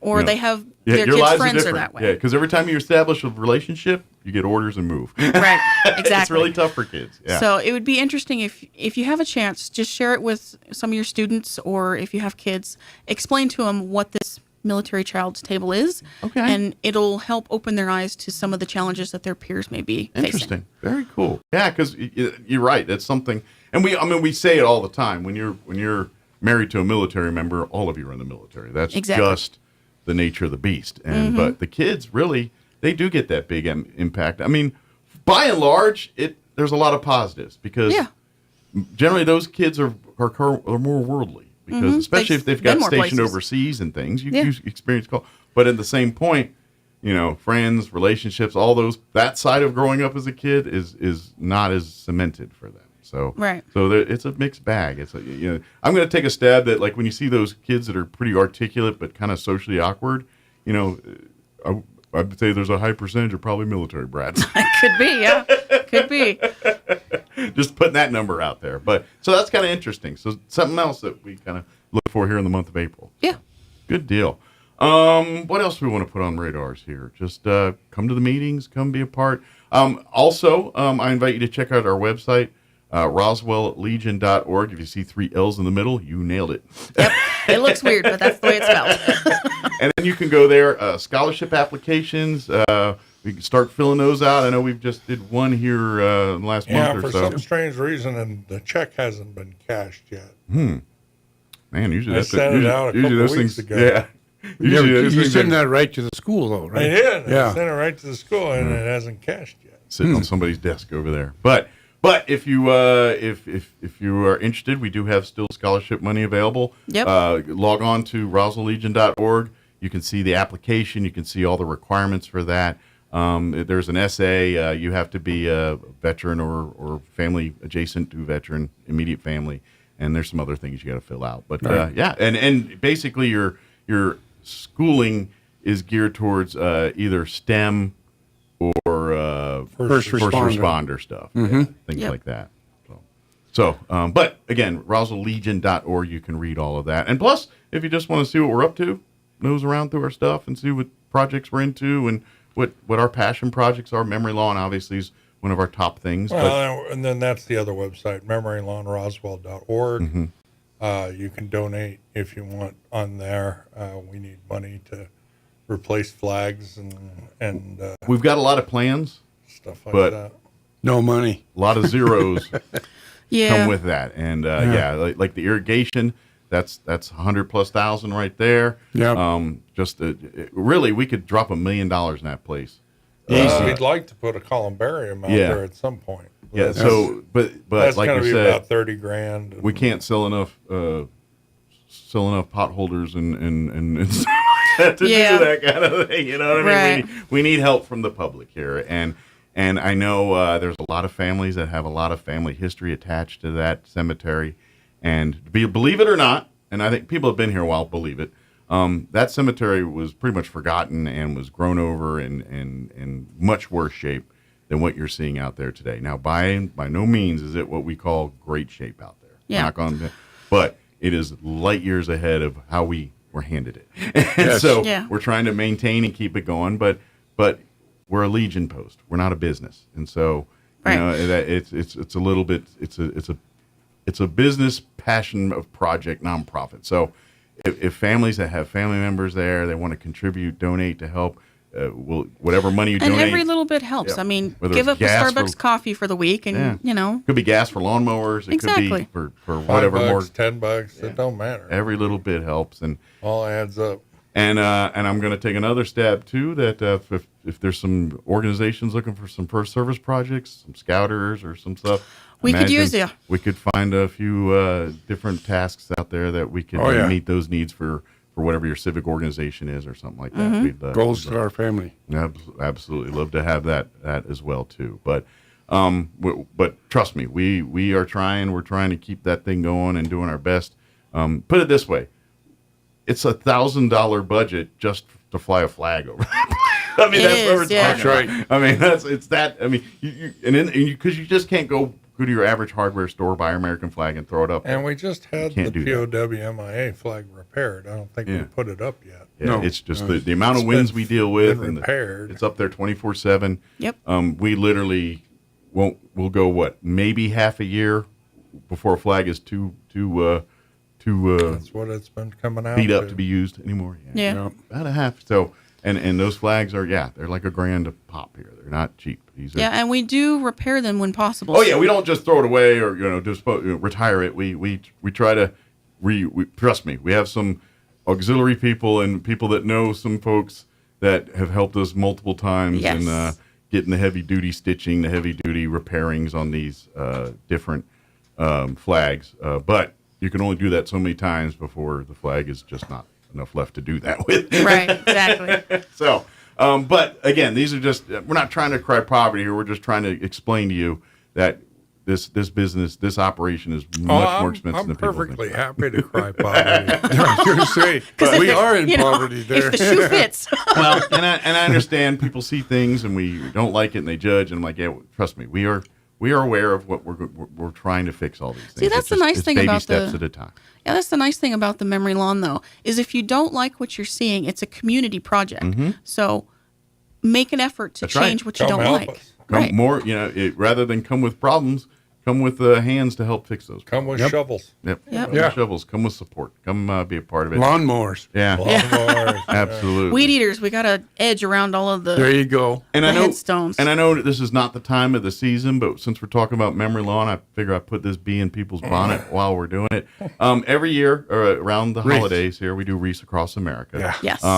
And it's our goal is to make sure every single veteran, first at memory lawn, and then we'll go from there, has a wreath on their grave during the holiday season. And you can donate to Wreaths Across America all year long. That's why I kind of mentioned now. I was That's like, right. I know it's not on people's radar, but you can go to our website right now. There's a link to Wreaths Across America, and you can purchase a wreath for this upcoming $17 a pop. Yeah.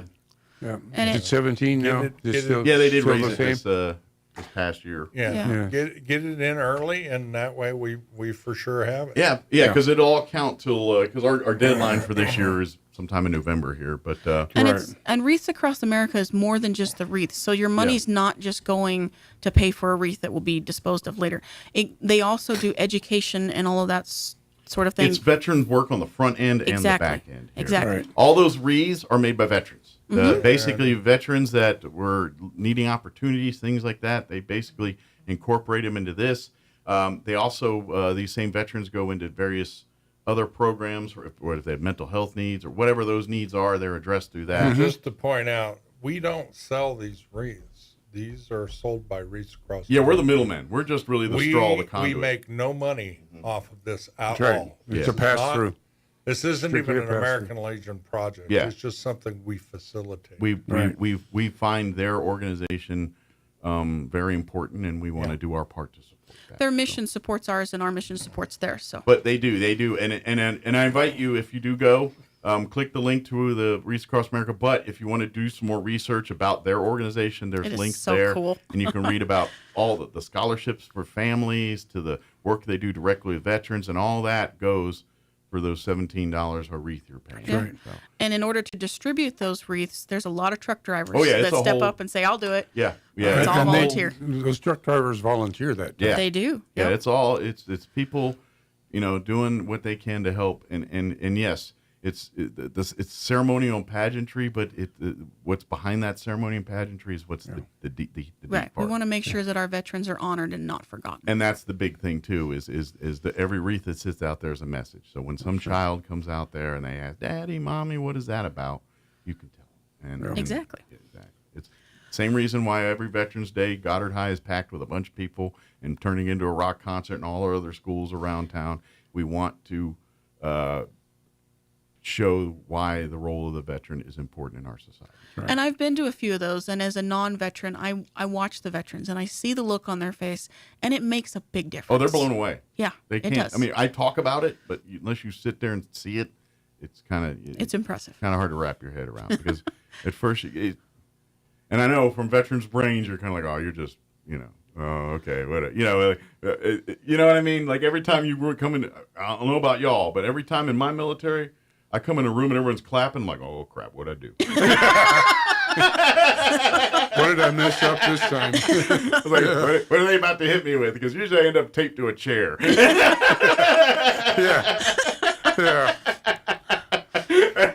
So I get it. But yeah, it is really cool. So You must have had a really interesting time. I'm a weapons troop. Things were different in the weapons shop.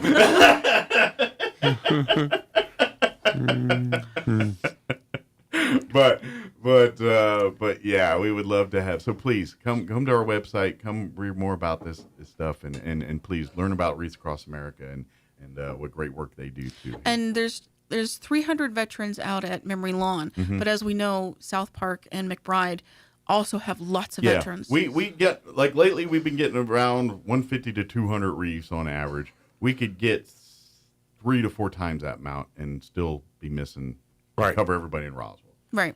So that's kind of what we the more the merrier. We would love it. That's what I'm telling you now. When no one's thinking about it here in March, hey, if you got a few minutes, check out our website. Go ahead and maybe buy a wreath or 2 or 10. Yeah. And I mean, if everybody in Roswell gave about, say, $5, that would cover for years. Absolutely right. That would be even $5 here. Make that donate. And I think there is a button to donate there on the website, isn't it? I'm sure there is. Yeah, so you can go and donate direct while you're there, looking at scholarships and the other stuff. And if you don't want to do the $17 to memory or for wreaths across America, you can go to the RoswellLegion.org and donate there, and just put in the memo line what you want it to go towards. Yeah. If you say this is strictly for memory lawn, or this is for scholarships, or this is for just for the you don't tell us, we'll just do it wherever we need it, baby. Right. Whatever hole's got the biggest leak right now. Yes. Yes.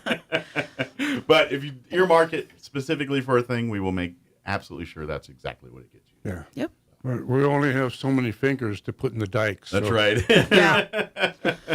Yeah. Although we can get some gum, that might buy us a few more. Till the bubble pops. Yeah. It's all bazooka. Yeah. I think it's Vegas vacation. I didn't even know you were Dutch. Dutch Irish. There you go. Okay. But again, and of course, again, if you have any questions about everything, RoswellLegion.org, or better yet, come visit with us next Thursday, 6 p.m. will be our monthly meeting for the month of April at the Roswell Chamber of Commerce here on 2nd Street.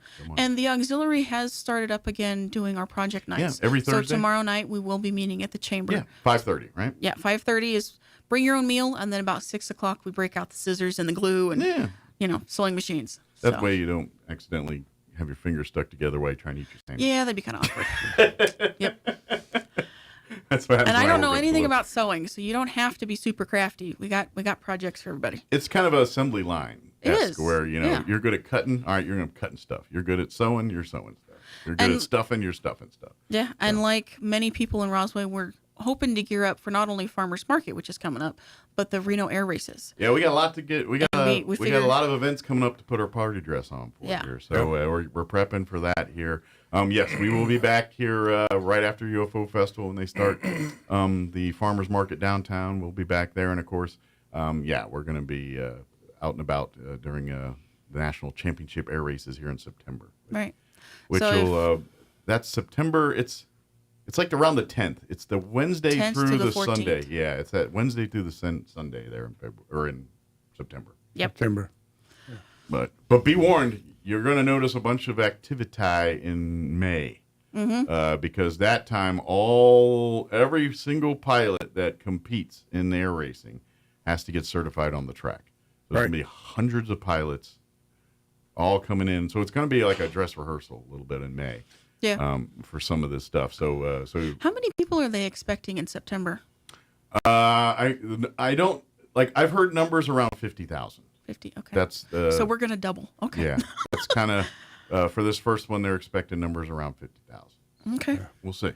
You've got pilots already out there practicing, learning the track. And, they're competitors. Yeah, they're going they're studying their craft and doing their thing just like any other athlete or anybody else That's doing right. their thing. Yeah. Yep. That's what they do. Yeah, it's, and it's highly exciting. Go check out airraces.org. If you don't know anything about the air race stuff, that's their website, airraces.org.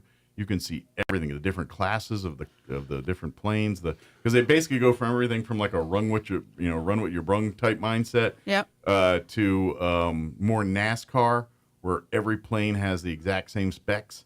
It's all on the pilot, and then they do course racing, they do drag racing, they do jet aircraft, they do everything from like old World War II stuff to it's to so jets. much fun to watch. It's pretty crazy. So airraces.org. It's definitely worth it. Yeah. And there's going to be an air show, so you're going to see Blue Angels, Thunderbirds, one or the other every year, military aircraft. So it's going to be a honest to goodness air show too. Yeah. So and those all are that, fun. Yeah, it's pretty cool. So that's the part I'm like, because I'm an Air Force guy. Every time they're throwing a bunch of F-16s, A-10s, and F-15s, and on the pad, I'm out there like a kid in a candy store walking around, looking at it and I have everything. just received a donation. Nice. I like that. Thank you very much. $250 from Calico Cow. Nice. That is Angel. wonderful. Memory Lawn Memorial Cemetery. Thank you, Angel. There's a. Speaking of angels, there's an angel right there. Yeah, for sure. But I'm excited for air races. I mean, I'm sure I bored the living daylights out of my family. But a couple years ago, when my in-laws lived up in Tucson for a minute, we went to a air show there at Davis-Monthan, which is right there, and I ain't been to that stuff in 20 years. And it was kind of, and I went there and I literally, like, they had A-10s roll up. I'm like, here, come here, look, see this bomb rack? See this gun? And I'm like talking, because it's my job. I knew this is, and I had to know all this stuff for Air Force. Crew chiefs, they just had to know the plane to work on. Weapons troops, I had to know anything that carried a bomb, a chaff, a flare, a bullet. I had to know about it. So, right. So I'm walking around saying, now look at this. This F-15, same bomb rack is over here on this. And they were just like, oh, that's interesting, Mike. Yeah. Then they had a laser guided bomb display sitting there. I was like, oh, this is a GBU-20. That's amazing, Mike. Yeah. Well, I don't know a whole lot about planes, but they're still fun to watch. It's almost as bad as me when I was going through the missile silo in South Dakota. Yeah. That's pretty much how it went. But when I looked at the gun, I said, where's all the stuff that's supposed to be right here? Right. It's like, well, they took all that out. Right. I'm like, what about the... Oh, yeah, that's not on the static display, buddy. They decommissioned that a long time ago. Yeah. Yeah. Wait till you look at a stealth in a static display. Yeah, that looks a lot different than the real life world. There's no reason to remove them. They're classified. Yeah. But yeah, that's kind of fun. So, but anyway, we'll be part of that. Please, if you'd love to learn more about what we do or get involved, like I said, check out the website, roswelllegion.org. Come to our meeting next Thursday at the Roswell Chamber of Commerce, 6 p.m. There on Thursday, April, whatever that first Thursday is. Yeah. I can't remember the date, but it'll be there. Or if you want, come out tomorrow. Bring your spouse. Yeah, bring your spouse. Bring your family, kids. Like I said, Yeah, we got Pack 61 that needs kids. Well, and to be honest, we have a couple teenagers in our son's organization too. So the whole family can get involved here. Yep. Technically, the babies. I mean, we're not going to make them officers, but right. The babies can even be. Yeah, so long as they're born, you think they could be members of the auxiliary. 6 months. We got a commander. I would like to think that I have more skills than a 6-month-old. Yeah, but you're running the whole league. I'm talking the sons. We can get away with that. We can get away with a 6-month-old. Hell, president of the auxiliary. Yeah. Oh, yeah. I kid, of course. But, again, roswelllegion.org. Come check us out, and please, and so they got tryouts for your job here, right? That's right. I'd love to do sleep the in. Mike Winters program on Tuesdays. I'm here today, but I could easily say something and be gone tomorrow. So good, yeah. It's I don't know if it's easily so. This world, it's whatever you can get away with.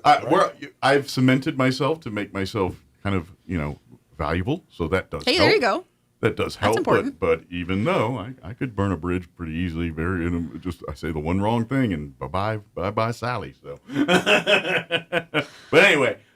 Please join us. I'd love to have and if you want to learn more, please. And don't hesitate to look at like American Legion nationally. If you want to know what we do on the national level and it's pretty much American Legion is when it comes to Congress, we're the official voice for the veteran. I know that VFW and everybody else, but we're literally an act of Congress. So yes, we are. And don't hesitate. Go to legion.org and you can go to the grassroots center there. You don't even have to be a veteran, and you can voice your opinion on any bills that are going on in Congress right now. Yep. And there's a lot of them, and they're very important. Yep. And Legion.org will keep you on the radar of many of those veteran-related stuff. Yep. Good deal. Well, thank you guys. Thank you very much, Mike. We'll see you here. I'll see you guys tomorrow, but we'll see you next time, if not sooner. Thank you. And I appreciate it. And Don will be back wearing a different hat tomorrow. So tomorrow morning. That's right. Now he's got a zoo hat. He's not even wearing a hat right now. But he's got so many hats. He's got a zoo hat. That's what he'll be wearing tomorrow. So. Oh, there it is. Oh. That's kind of like the zoo hat, marine hat. They're pretty There you go. I thought it was being a skinhead today. A different zoo. But That's right. Different animals, same zoo. There you go. Thank you, guys. Thanks, Mike. 9:55. Let's play news and a quick break before they kick me off the radio. Don't go away. Now for your Pecos Valley news update, I'm Jared Cirillo. A project in Roswell will offer free disposal of unwanted electronics and other household goods. City residents can get rid of such items during the Taking Out the Trash event in April. The City of Roswell Solid Waste Department, assisted by Keep Roswell Beautiful, will host the event on 3 separate Saturdays. First, April 5th at DeBremens Stadium, and then April 19th at RIAC Park, and finally on April 26th at the Roswell Municipal Landfill. The Taking Out the Trash project will not accept tires, shingles, construction materials, asbestos, liquids, or batteries. Large appliances will be accepted only during the April 26th event at the city landfill. A celebration was held Monday night at the Bulldog Pit. Head basketball coach Michael Mondragon organized the event to celebrate the team's 4A basketball championship over Albuquerque Highland. A ceremonial net cutting event was also held. And 4 people are now jailed in Las Cruces after a mass shooting at a city park left 3 people dead and 15 others injured. 20-year-old Tomas Rivas is charged with 3 counts of murder. The others range in age between 15 and 17. Their names not released. You're up to date. I'm Jared Cirillo. I'm meteorologist Steve Hamilton with your Pecos Valley weather. Mix of sunshine and clouds today. We do have a slim chance of a shower or thunderstorm later on. We have a low pressure system moving through the desert southwest. We'll be at around 80 on the afternoon high. Pretty good chance of rain and thunderstorms for the overnight hours. We'll be in the mid-50s. We get scattered showers and thunderstorms coming up on Thursday. We'll be a little bit cooler too. We'll stay in the upper 70s. That's your latest forecast. I'm meteorologist Steve Hamilton. With the Wall Street Business Report, I'm Bob Agnew. Dollar Tree is selling Family Dollar to a pair of private equity firms. Dollar Tree began as a dollar store, but now sells most items for $1.25 and has been adding inventory that costs a bit more as well. Still, Americans have been tightening their spending, even at bargain chains, as consumer confidence in the economy slides. As correspondent Julie Walker, new orders for manufactured durable goods were up in February. That was a second straight monthly gain. Nissan says it's changing its corporate culture, speeding up the process by which it adjusts to market demands. It took the wraps off a bold array of new and refreshed models on Tuesday, as well as next-generation technology set to debut in the U.S. and Canada sometime over the next 2 years. Nissan says all of the upcoming models will be loaded with innovative features. For the Wall Street Business Report, I'm Bob Agnew. Check out some of the savings you'll find this week at your local Farmers Country Market. 24 packs of Ozarka Spring Water are $3.98 each, and cans of Food Club Chunk White Chicken Breast and Water are 2 for $5. In produce, 6-ounce tubs of blackberries, blueberries, or raspberries are 2 for $5, and heads of iceberg lettuce are 99 cents each. In the meat department, family packs of choice boneless beef arm roasts are $4.99 a pound, and family packs of split fryer breasts are $1.69 a pound. These are just some of the bargains you'll find this week at your local Farmers Country Market. If you're missing a tooth or several teeth, a dental implant may be the ultimate solution. Implants look and feel so much like real teeth that you probably forget you have an implant. Maupin and Brown Dentistry is one of New Mexico's most experienced implant providers, with literally thousands of implant patients who are absolutely delighted with the results. Call Maupin and Brown today for an evaluation. You'll be surprised how affordable implants can be. Maupin and Brown, your choice for experienced, state-of-the-art dentistry. Your home for Coast to Coast AM in Roswell, 106.5, Roswell's Talk FM, KEND Roswell.